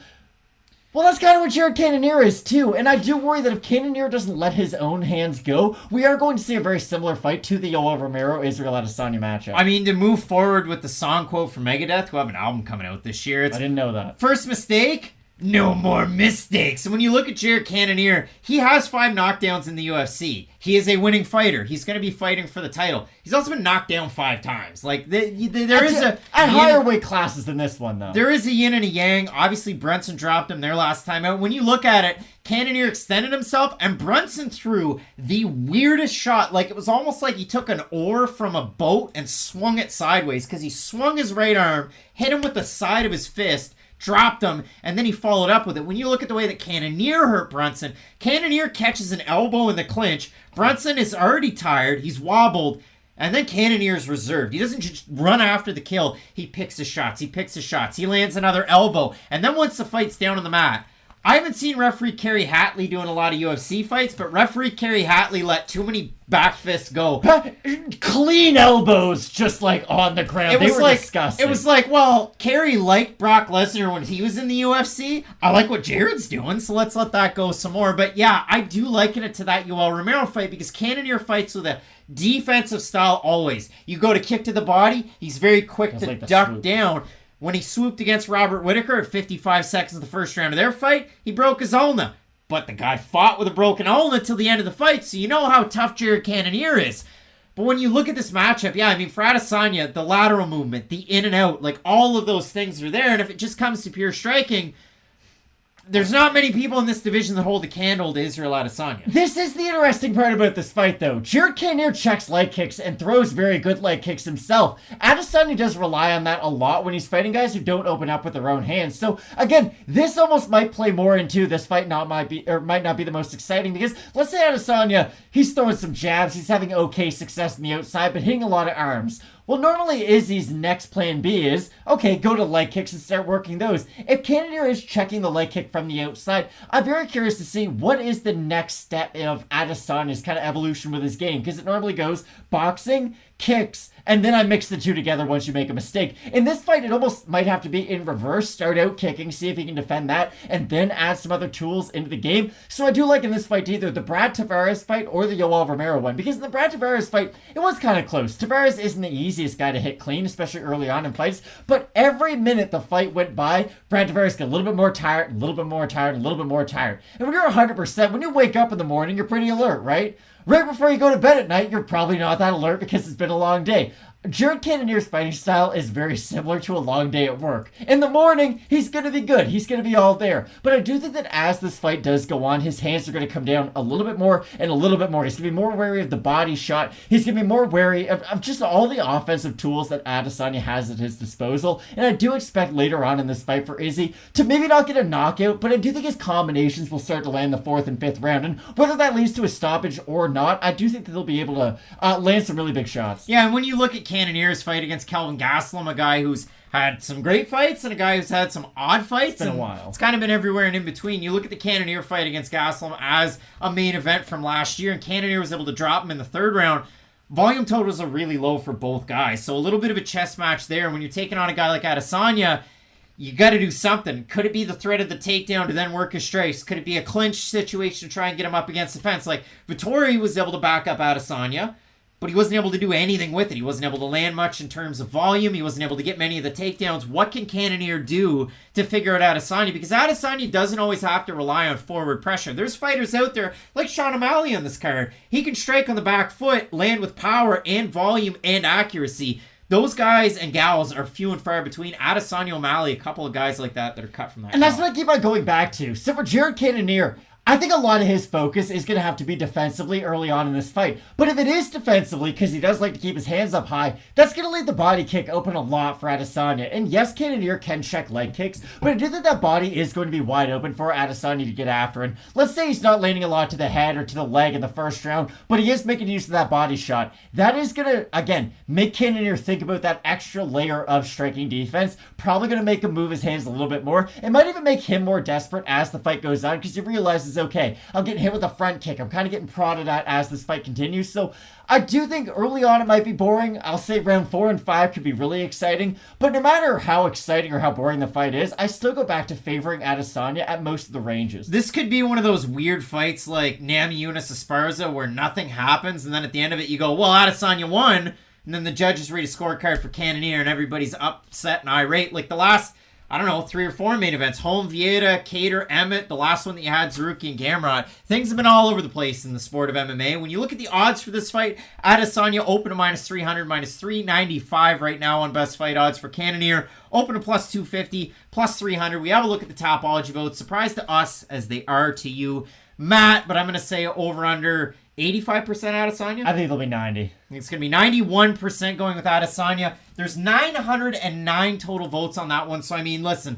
the fans overwhelmingly going with Israel Adesanya to get the win. But that's not all, Matt, because in these main events, we always toss this one out there to the YouTube community tab for you folks that are following along at home. You can join in the community tab and have your say. We post polls quite often. We have more votes, 1,200 total votes, 84% Adesanya, 16% Cannonier. Some of the comments on there, JC Gamer, I kind of see it being like Adesanya versus Costa, where Cannonier just can't land anything significant, and Adesanya picks him apart with leg kicks. I think Adesanya will win by KO, but I could also see a win via decision for Adesanya, so thank you for throwing that out there. Chad, the UFC dad, who's always in the comments section, the playbook is out on how to beat Izzy, and if Jared can translate that to heavyweight frame, hold Adesanya down for 3 out of 5 rounds like Jan did, I could see an upset. But with that said, Izzy via, I'm not going to say it, but quite handily. Gerald Lynch, a vote here costs nothing. Watch who draws the real wager. By the time, Jared will probably be a plus 400 underdog. And I'll go with one more, Matt. Bob saying Adesanya by leg kicks. Matt, I agree with you. I think leg kicks are a little bit of an oddity because, like you said, Cannonier does check leg kicks, and Cannonier has thunderous leg kicks in his own. I'm not here to say, like, oh, I'm really smart or good at this by any means. No, and I don't want to disagree with the fans. But that's been my big thing that no one's really talked about, and I'm really surprised about it. Like, Cannonier's great at throwing offensive leg kicks to the point that he stopped Anderson Silva with one. And he also checks them defensively. But for some reason, Israel Adesanya is the guy who's going to be able to do it time after time. Now, if he throws combinations with his hands and then ends it with a leg kick, then of course, it's going to be almost impossible for Jared Cannonier to predict exactly what Adesanya is throwing in combination for him. But again, just standing in the middle of the cage, strike for strike, I do think Cannonier is an intelligent enough fighter to just be sound defensively early on. And again, I don't say that to mean that he's going to win the early rounds. I just don't think he's going to take a lot of damage in them either. Now, as the fight continues, as he gets tired, maybe the hands do come down and he is more susceptible to a big shot, but I think Adesanya has one of his most comfortable stylistic matchups he's had in a long time when he fights Cannonier. So coming up this weekend, both of us going with Nigeria and New Zealand's own. There wasn't enough room in that title box there, so I went New Zealand, but you know the drill. Israel Adesanya to get the win. I can't wait for the fight. Question mark kicks have been popping off the last couple of weeks. That's 2 hours before the prelims on the channel. Make sure you check out that show. We have a lot of fun over there. That chat fills up and we try and answer as many questions, comments as we can. But if you missed that, or if you want to join in the sidekick, the Fight Night Pick sidekick for the main card of the pay-per-view cards, we go live. We're here on YouTube. We're watching fights. We're hanging out. We're having the conversation with you as well. It's the best part of the week. It's the best part of the channel for me. It's not just me talking into a camera. We actually get to talk to the folks out there. Matt, I know there's so many good fights on this card, but if I could really just put you in a corner, what's your favorite one that you can't miss?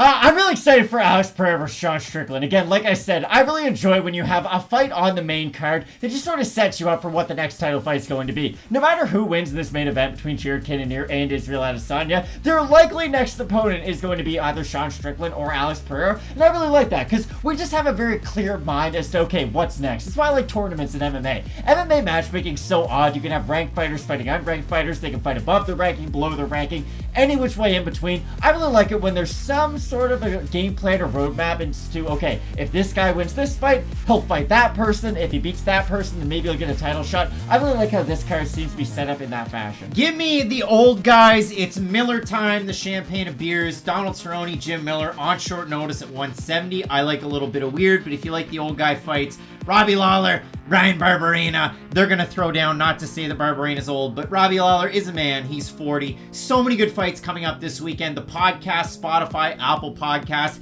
Really want to thank everybody so much for joining in. An extra long edition of Fight Night Picks. You're going to want to keep it locked in. And as we always say, let's get into it.